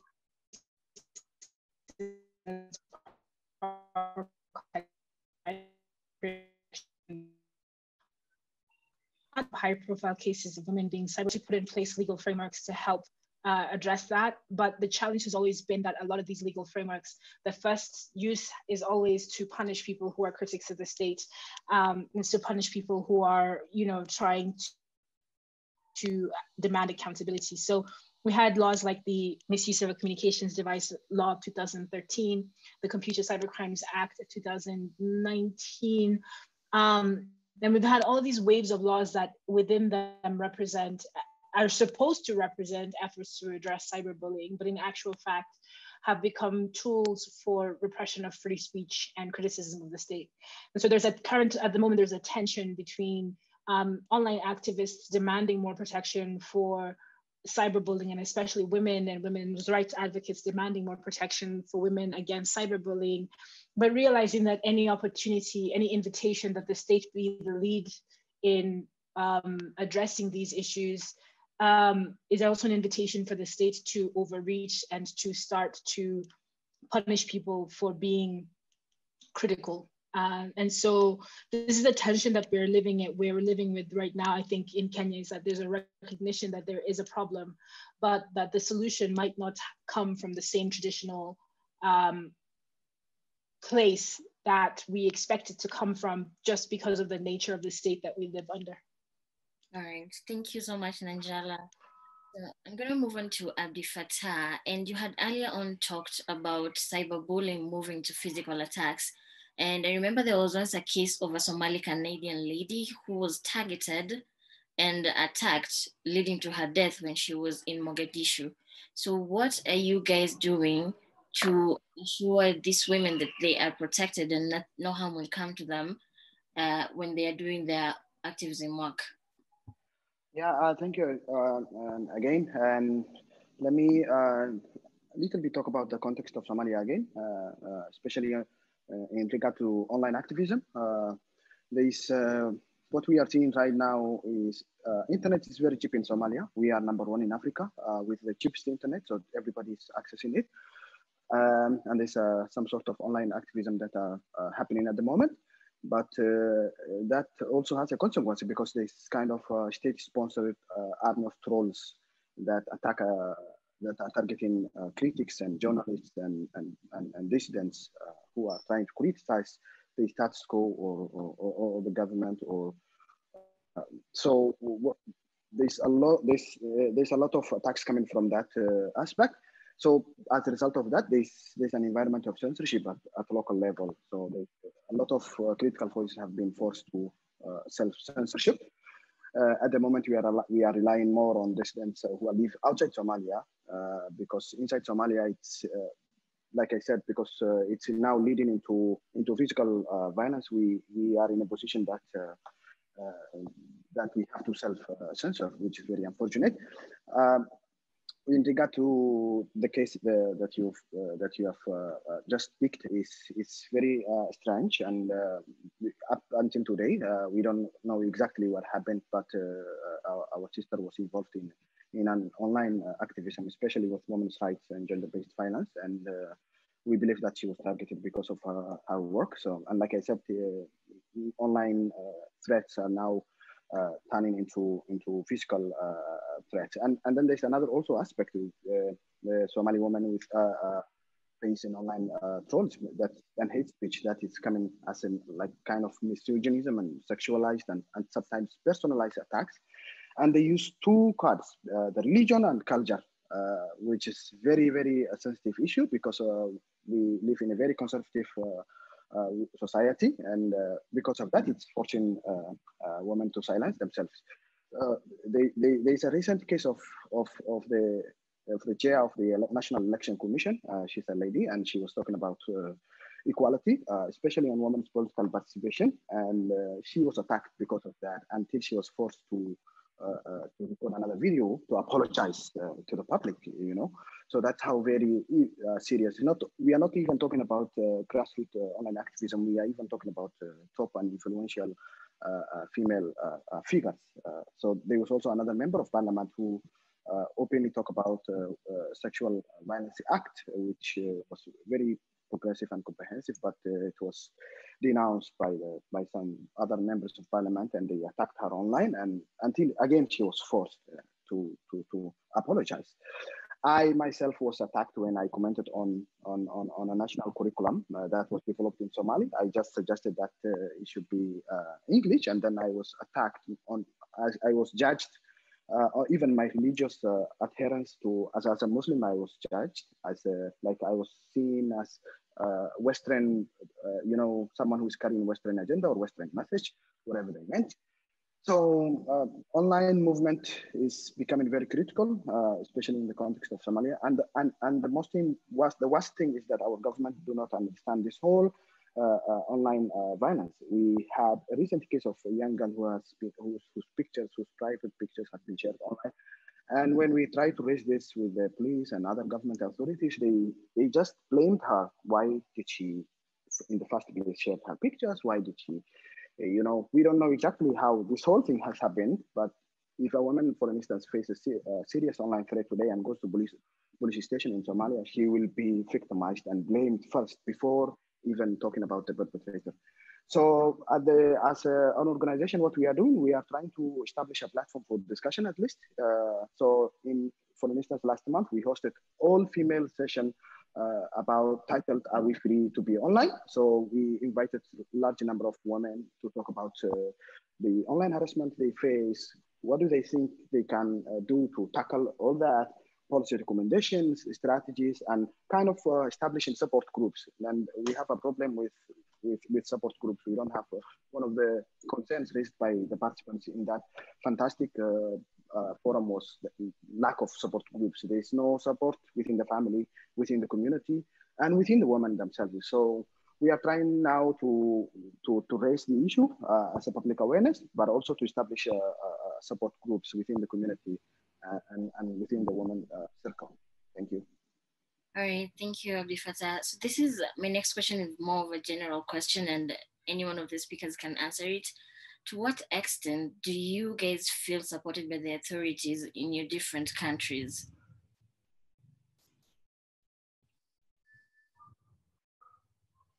I can answer that.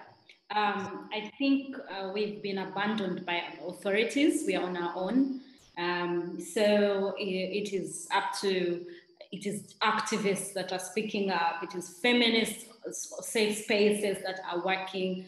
It is a civil society that is conducting trainings on how women can keep themselves safe against cyberbullying. Because if you go to police right now in Uganda, as Abdel Fattah said, you will be ridiculed. Yeah, they don't even understand what cyberbullying is, and even when you try to explain to them, they pretend like they don't know, because they are refusing to even learn. Because if physical violence is ridiculed, like if you're catcalled on the street in Kampala and you go to police and report, they will laugh at you and tell you, why did you dress like that? Or you know. So I think the government, our systems are not working for us. And as Nanjala talked about laws, our laws are being used against us. The Computer Misuse Act of 2011 is clamping down on dissent of vocal women like Stella Nyanzi. The Anti-Pornography Act is double, or can I say triple, victimizing Ugandan women. So the authorities are really not taking care of us. All right. Would anyone else like to add anything on that? Sheena here. I'd like to add to what Prudence said. When we think about the government, if the government continues to be, and it is largely in very many countries in the world, a structure that is inherently and intentionally sexist and misogynistic and completely unbothered by the plight of people and women and you know, haves and the have-nots, then we can't confidently say that the government, any government, is trying to make it easier for us to even the playing field as far as, let's say, access to the internet goes, or access to recourse for online gender-based violence, or any recourse to any kind of injustice online or offline. Because until the structure itself changes in how it understands what human rights are and what human rights violations are, if a government doesn't even want to understand the complexity of what being a human being is, yeah, if we have governments that very easily say that queer people, homosexuals, LGBTIQA people are not people, then we are looking to a government that continues to disregard the diversity and the complexity of what it means to be human beings, and therefore they cannot be a government that implements policies and trickles down resources to absolutely everybody that needs it, because they don't think we are people that deserve it. Yeah. So yeah, sorry, today's not the day that I have very, very, very nice things to say about governments in general. It's understandable. Can I? Sorry, yes. Can I? Yeah. So, in fact, no support from our government at all. Actually, in fact, sometimes it is the government that is sponsoring these online threats and attacks, and sometimes arresting people for raising critical voices. We don't have laws actually that deal with cyber police. We have old version of penal codes that was developed in 1962, and ever since we had a dictatorial system that an oppressive system that often supports authoritarian theories and ideologies. And the other funny thing, it's not even funny, it's very bad thing, is whenever women's issue is raised in any level, whether it's gender-based violence or online violence or online gendered attacks is raised, it's often silent in our discussion, even in our societal discussions. You know, people say we are dealing with other national crises and security and all those issues. We are talking about death and we are talking about violence and rape, for instance. I worked with the police on a different capacities, on a different platforms. And I remember we encountered a police officer at the beach one night, and he saw young girls enjoying at the beach, and he literally told us that if these girls are freed at the moment, it's their fault because they are at the beach at this time, and they are dressed like this. So again, it came back to the dress code and all those blaming victims. And there was also another time that we were discussing with, it was a training we had with the police, and we were talking about this cyberbullying and online attacks. And one of the police officers was saying women should not be using social media at all. They are supposed to be staying at home, taking care of their usual gender roles that was assigned by our society. So like my sister said from Uganda, we are left with ourselves. That's why we are now trying to establishing these support groups and empowering women at grassroots and community level. And we are also training them on how to protect themselves. So that's also very important. We are training them on digital tools that they can use to protect their online identities and navigate through these attacks. Thank you. All right. So my last general questions, are there any successful online digital mobilizations that you guys have participated in?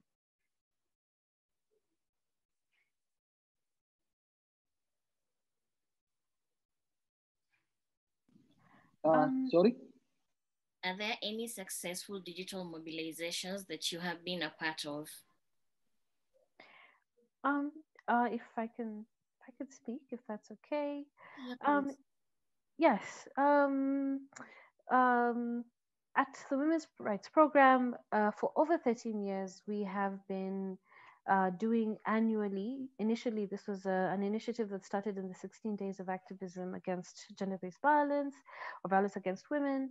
And it's a Take Back the Tech campaign, and it's an online digital campaign that is global. And in particular, the Global South, Latin America, Africa, India, Southeast Asia, and Asia. And the campaign Take Back the Tech is just that. It's a rallying call for people to to occupy technology. Yeah, the way the trends have been playing out in the technosphere have seen, mass privatization, a lot of limited access, a lot of censorship, a lot of violence online. So the same kinds of oppressions that we've experienced offline are replicating themselves online, even in terms of class, ability, geo borders, right? So I do not know why, for instance, I cannot watch certain clips because I live in Kenya, because they've been, I guess, geo-locked for American audiences. Makes no sense. So Take Back the Tech campaign, 13 years strong, every year, during the course of the year, people come together, create content, host conversations, like just mobilize conversation and moments through mostly social media platforms that encourage people to respond and take back the use of technology, and in particular for women to take back their rightful place as people that have continuously contributed to the development of technology and not just use, because we are often presented as people who are here to benefit. We're beneficiaries of technology, but we are not the brains and the creativity behind different ideas and platforms. And a lot of these stories, news stories, are coming out around how women have been so, pivotal and instrumental in shaping how technology has become what it is today. And we have to take back that space. So yeah, that's an initiative that I am very happy to be part of and to share. Thank you, Sheena. Prudence? I've been part of so many campaigns, and when you asked, my mind went blank because I'm trying to figure out which one do I start with. But let's talk about one of the campaigns in Uganda that ran for the entire period that Stella Nyanzi was in prison, and that was the Free Stella Nyanzi. And so one of my most memorable parts of this campaign was when she released poems in prison. Because for her 45th birthday, she wrote poems, and the poems were distributed across 45 online women women and a few men online, and there was a campaign. I mean, it was part of the campaign to free Stella Nyanzi. Then I participated in the Dismantle Patriarchy Friday, which ran for almost 2 years. Well, that is when there were not so many feminists on Twitter, and there was this labor of this tiresome, thankless labor of love by feminists to just educate women, to educate fellow Ugandans on just the basics, to introduce us to the different authors, Audre Lorde, you know, bell hooks, yeah, like, so Dismantle Patriarchy Friday did a good job in educating Ugandan feminists. But then there are campaigns by different organizations, which I might not have been part of, but they deserve to be mentioned. And Akina Mama has been talking about Stop the Bleeding, for instance, which is, I think, part of the Pan-African campaign that has been ongoing. And then I think Women of Uganda Network has the Women's Rights Online, which is like UG, which is like an ongoing campaign. And then also the Be Safe. There's one that is just by Not Your Body Uganda, that is just teaching women how to protect themselves online. Remember, your previous question is, how is government supporting? If government is supporting, then we have no choice but to take care of ourselves. Yeah. All right, thank you. One more. When it was the End Police Brutality, UG, I think in 2016, during elections, we always have tear gas, like in plenty. And so women were being undressed and brutalized. So when the campaign was led by Rose Bell, I was happy to be part of it. And it was End Police Brutality, UG. And for the first time, we had other international agencies, you know, listening and also speaking up. Amnesty International, I mean, police brutality happens, and by the time other agencies speak out, but it was such a good campaign. And yeah, so other campaigns are taking place, but in not an activist way, but more advocacy, that are long-term and sometimes quiet and slow and take long to gain momentum. All right. Can I? Yes, please. Yeah, so there was actually successful campaigns in Somalia. I remember there was 3 cases of sexual violence in the past 2 years that went viral on social media. All of them result in the arrest and prosecution of perpetrators because of mass online campaign on Facebook and Twitter. There was also a case of a journalist who was arrested and later released because of online solidarity both at home and at global level.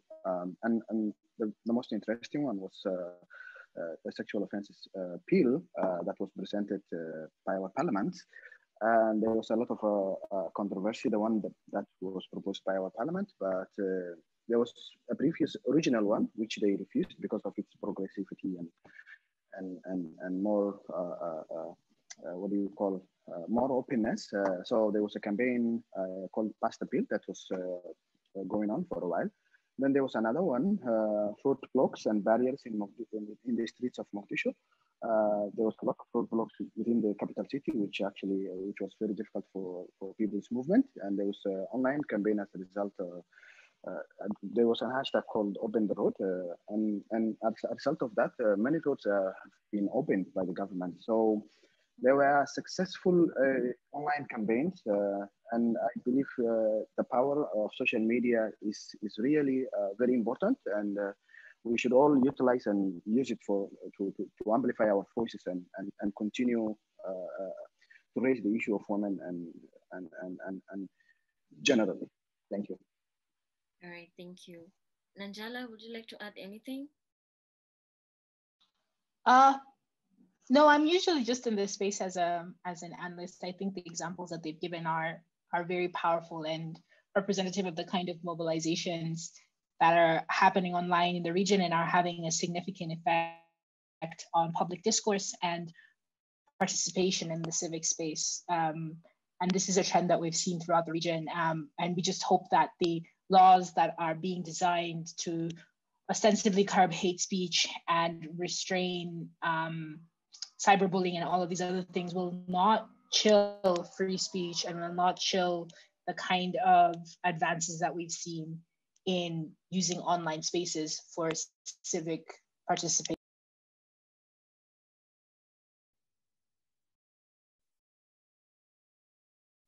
Nanjala?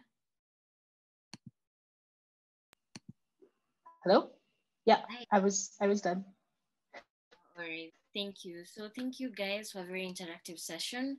I think we're now going to move to questions from the public. And we have a question here from Jonathan B. And Jonathan is asking, what about information access? How can we bridge that gap? For example, how many phone handsets are owned by rural women versus women in the city?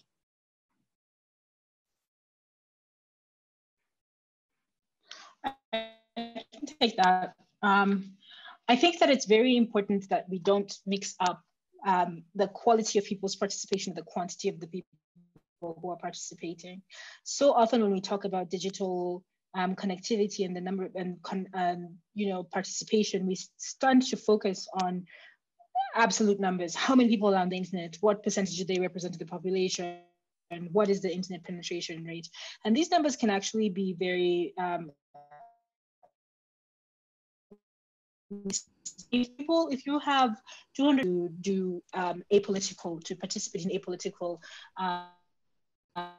circumstances, then you're not going to have the same outcome as if you, for example, only had 100,000 people, but every one of those 100,000 people was using the digital space almost exclusively for civic engagement and civic participation.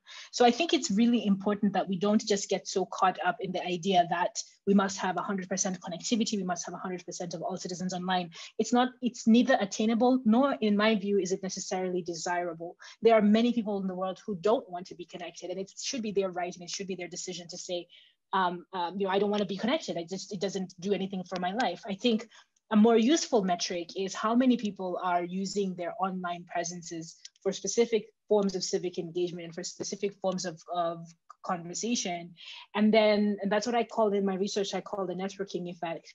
And then how are the conversations that are happening on the online spaces connected to offline amplification, to analog amplification networks? So whether that's television, whether that's radio, newspapers, how are these conversations being taken out of the digital sphere into people's day-to-day lives, people who are not necessarily online?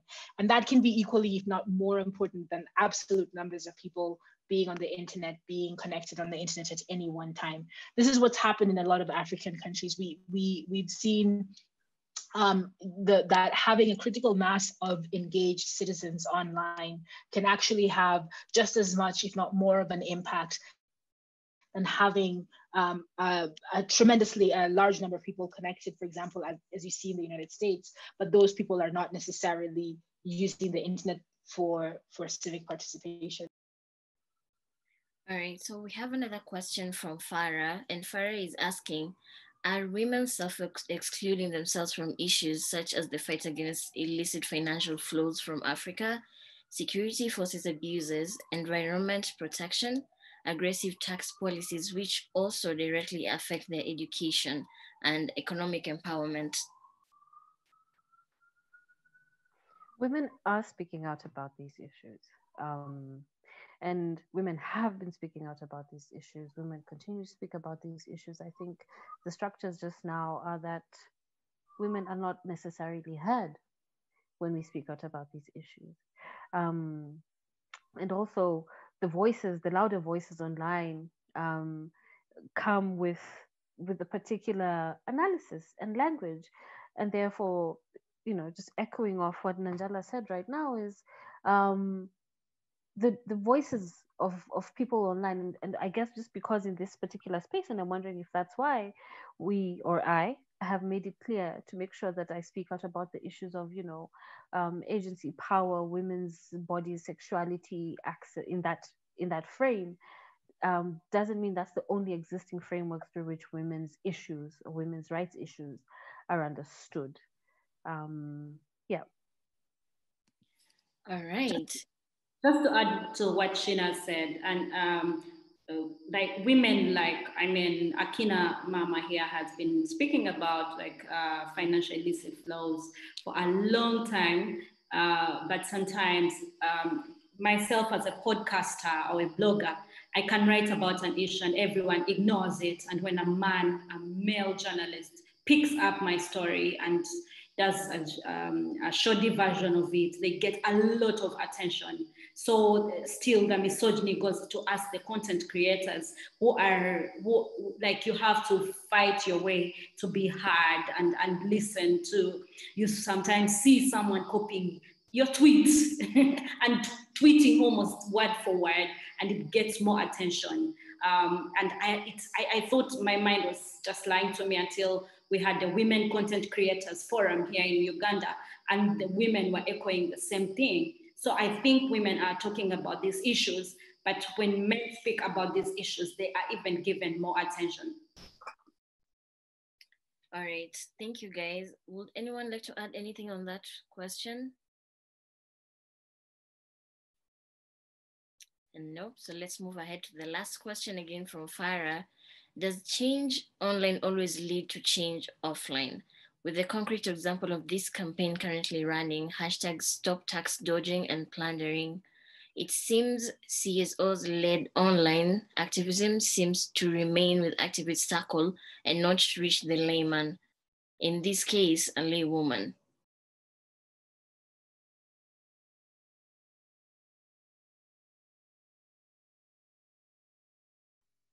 I think I typed an answer, so I'll sit this one out. All right. Anyone else? I mean, I guess the question is, does it have to? Like, sometimes an online campaign is useful because it remains online. So if you're trying to draw attention to a specific cause, if you're trying to help people understand a specific issue, there's nothing wrong with that conversation remaining online. There's nothing wrong with raising awareness on a specific issue, especially if the people who are online have the power to make a difference. So if you're trying to fundraise, for example, for someone who needs urgent healthcare, if you're trying to get attention to someone who's been arrested, who's in jail and urgently needs solidarity, there's nothing wrong with a campaign that remains online if online is a space where success can be achieved and can be guaranteed. But you know, it's really important for activists to, if offline objectives are important and that they want the success to be offline too, then they have to be able to combine the both. They have to be able to combine online activities and offline activities. But I think that diminishing the value of online organization by simply saying that it doesn't matter because it doesn't matter the same way as previous waves of organization, I think diminishes a lot of hard work and vision that goes into building online mobilizations. All right, thank you, Nanjala. Yeah, can I add, sorry? Yes, please, go ahead. It is very important, very, very important. Okay, it depends on the context. Like, for instance, in our context, it's not easy to, in offline campaign, it's literally impossible for civil society to come out and protest in the streets to raise their concerns on a particular issues, but it's much more for security reasons. And the kind of environment we live in, it's not allowing us to organize freely in the streets of Mogadishu or any other place in Somalia. So in this case, online campaign is very effective, and it reached even beyond where we would have expected if we do it in offline. So again, it depends on the context. Thank you. Thank you, Abifata. So I would like to add something. In Uganda, offline organizing is almost non-existent, especially when the Public Order Management Act was introduced. And so Ugandans are all they are remaining with is social media and other digital media platforms. So, so I think the work that is being done online is very helpful, especially in raising consciousness around this repressive government and its systems. So, but I can only mention one of the online campaigns that went offline and was successful, and that was the Women's March. 40 women had died, and mysteriously they had been killed in the areas of Entebbe. And so police was doing nothing. We had tweeted, but all the tweets were falling on deaf ears until women led by Stella Nyanzi again and Trisha Twasima and many other amazing Ugandan women in collaboration with other East African and African feminists organized the Women's March, and since then I don't think we have had any other woman dying. So police listened to us, and it was like my first street protest since I think university. Like, it had been so long. It felt so good to be on the street. Because right now the space is so shrunk in Uganda that just holding a poster and say Museveni must go on the city square is enough for you to be thrown in jail. So for us who only have online spaces, I think it is the best form of organizing right now. All right, thank you, Prudence. So any final remarks from you guys?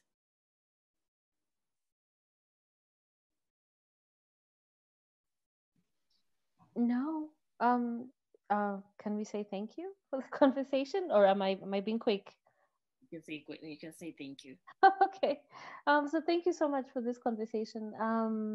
It's interesting to always see that no matter how much you think you know about what's happening in the region, different conversations with people at different times always shed a new light. So thank you so much to the panelists and the people that attended and the questions that you're asking, because it's almost like a temperature check for the region and what we're doing, what's working, what's not working, but also avenues for solidarity with each other and the different work that we're doing, connecting and networking and sharing our collective knowledge. So thank you so much for the space. Thank you for holding space for us, Vivian.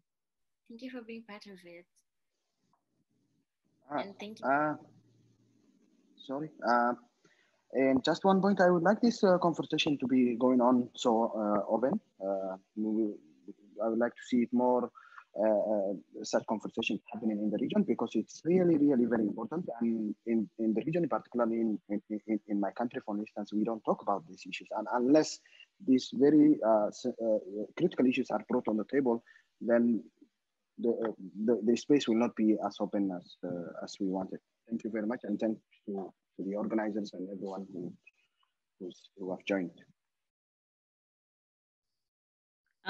Again, I would also like to say thank you so much to everyone. I have learned so much from the different regions, and this is so I started a podcast during the lockdown, and I talk about some of these issues. So it might, if you're interested in learning about the Ugandan context, I talk digital rights, but also addressing the so-called taboo topics. And so I guess I'll share the link with Noe, and I'm going to share right here. Please, if you're interested, please listen. And I hope you can learn more about Uganda. Thank you so much for involving me. Thank you, Prudence. Yeah, I guess just to say the same. Thank you for having me, and it was an interesting conversation. And I hope that we have illuminated. I certainly have learned a great deal, and I hope that we've illuminated the conversation for everyone who's listening in. Thank you, Nanjala, and thank you for coming and making time for us. So thank you guys. Thank you everyone for being here today. This has been very interactive and very educative. I've personally taken a lot of things from this, but don't leave too soon. There is a short film that we're going to watch and a speech. So thank you so much. Enjoy your evening. Thank you very much, Viviane. Thank you very much indeed also to Sheena, Prudence, Abdifata, Nanjala, and the speakers from the first part. It's indeed not exactly the end, but we are indeed a few minutes away from it. Let me share with you the last short fiction, and then we'll hear from my colleague Estelle Halimi, who is the gender correspondent at the embassy, who will have closing remarks for 2 minutes. Thank you again, and let's watch this last short fiction movie.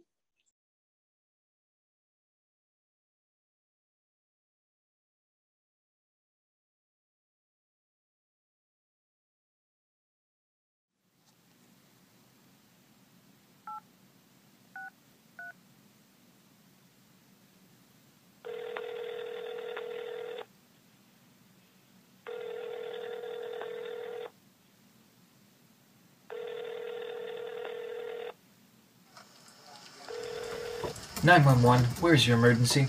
123 River Street between 1st and 2nd Avenue. Okay. What is your emergency? I'd like to order a pizza for delivery. Ma'am, you've reached 911. Yeah, I know. Can I have a large with half smoked sausage and a half margarita? Okay, ma'am, I'm gonna have to hang up to answer urgent calls. No, don't, please. Don't put extra cheese. You do realize you called 911, right? Yes. Do you know how long it will be? Do you have an emergency? Yes. Ma'am, are you safe? No. And you cannot talk because someone is in the room with you? Yes, that's correct. So how long will it be? I have a patrol unit less than a mile away. What's your apartment number? 34D, 3rd floor.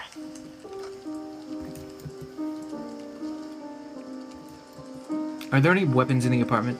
Yes. Miss, can you stay on the phone with me until help arrives? Nope. See you soon. Thank you. Miss? Miss?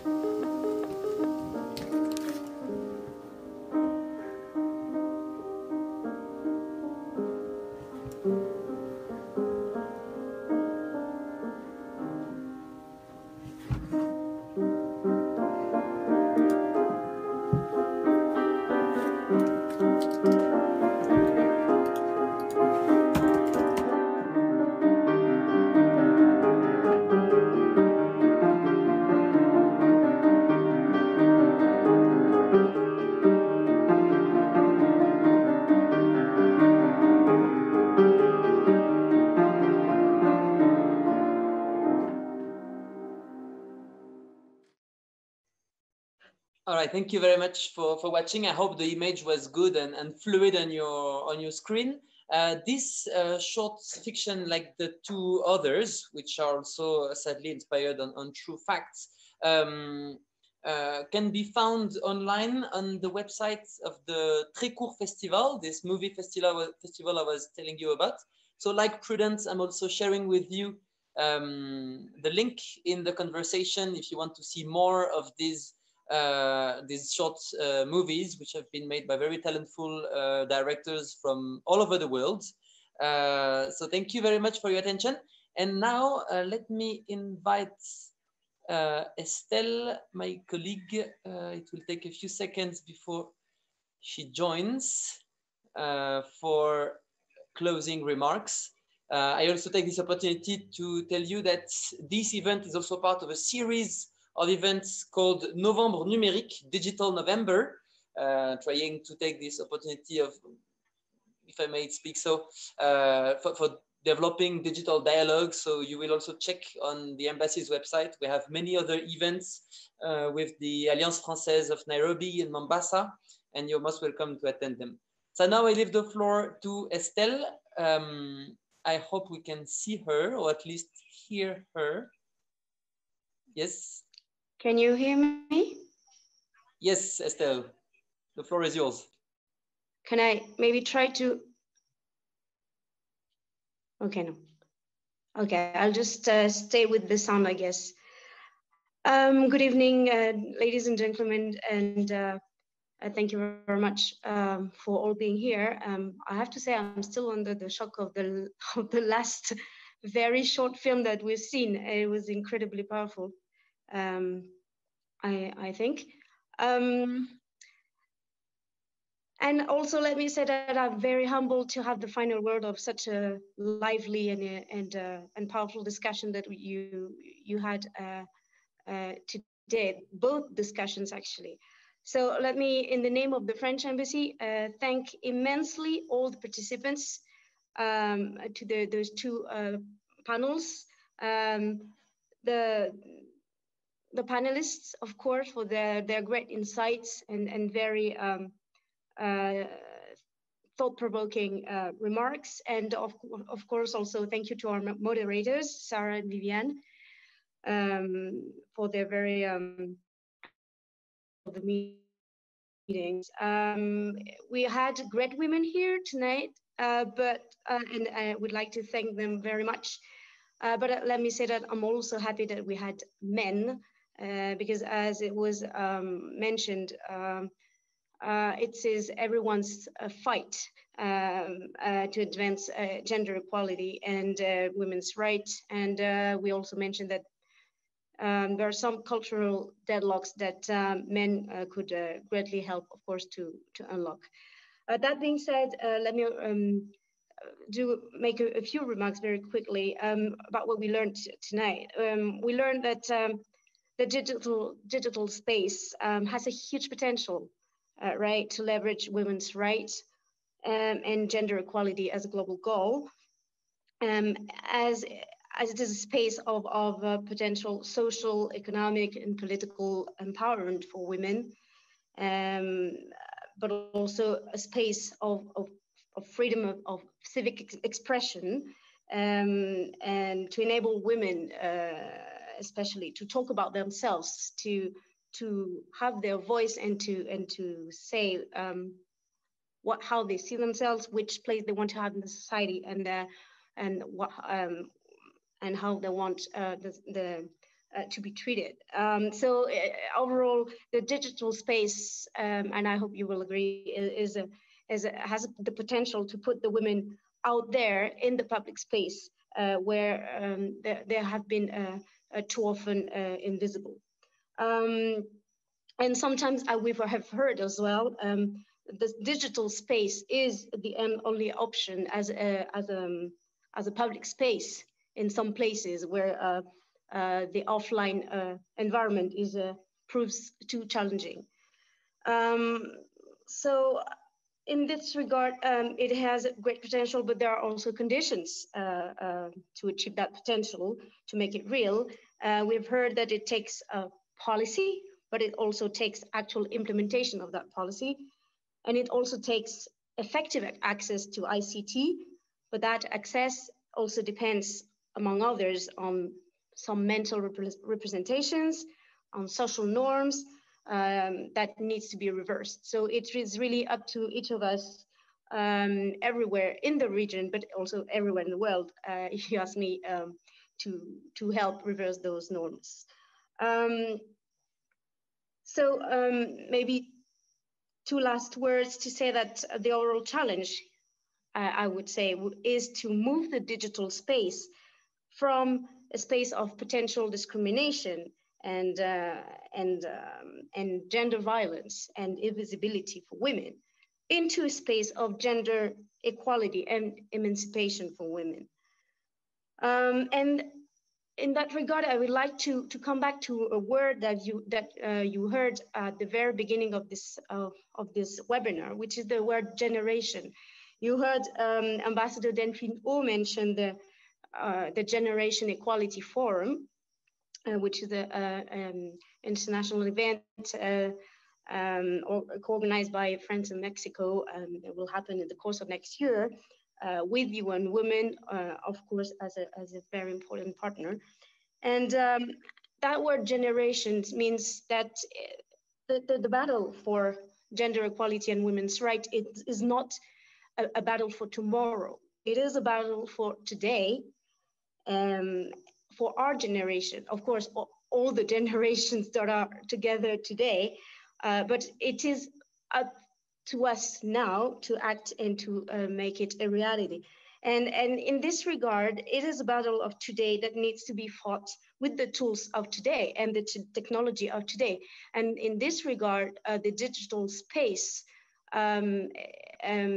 is very relevant and needs to be really instrumental in that fight. So as a final word, let me just say that we will for sure take all your insights and ideas and your energy and your passion for gender equality and women's rights to the Generation Equality Forum next year. And we will be very pleased and honored to continue that discussion as the French Embassy, that discussion with all of you at the national, regional, and global levels.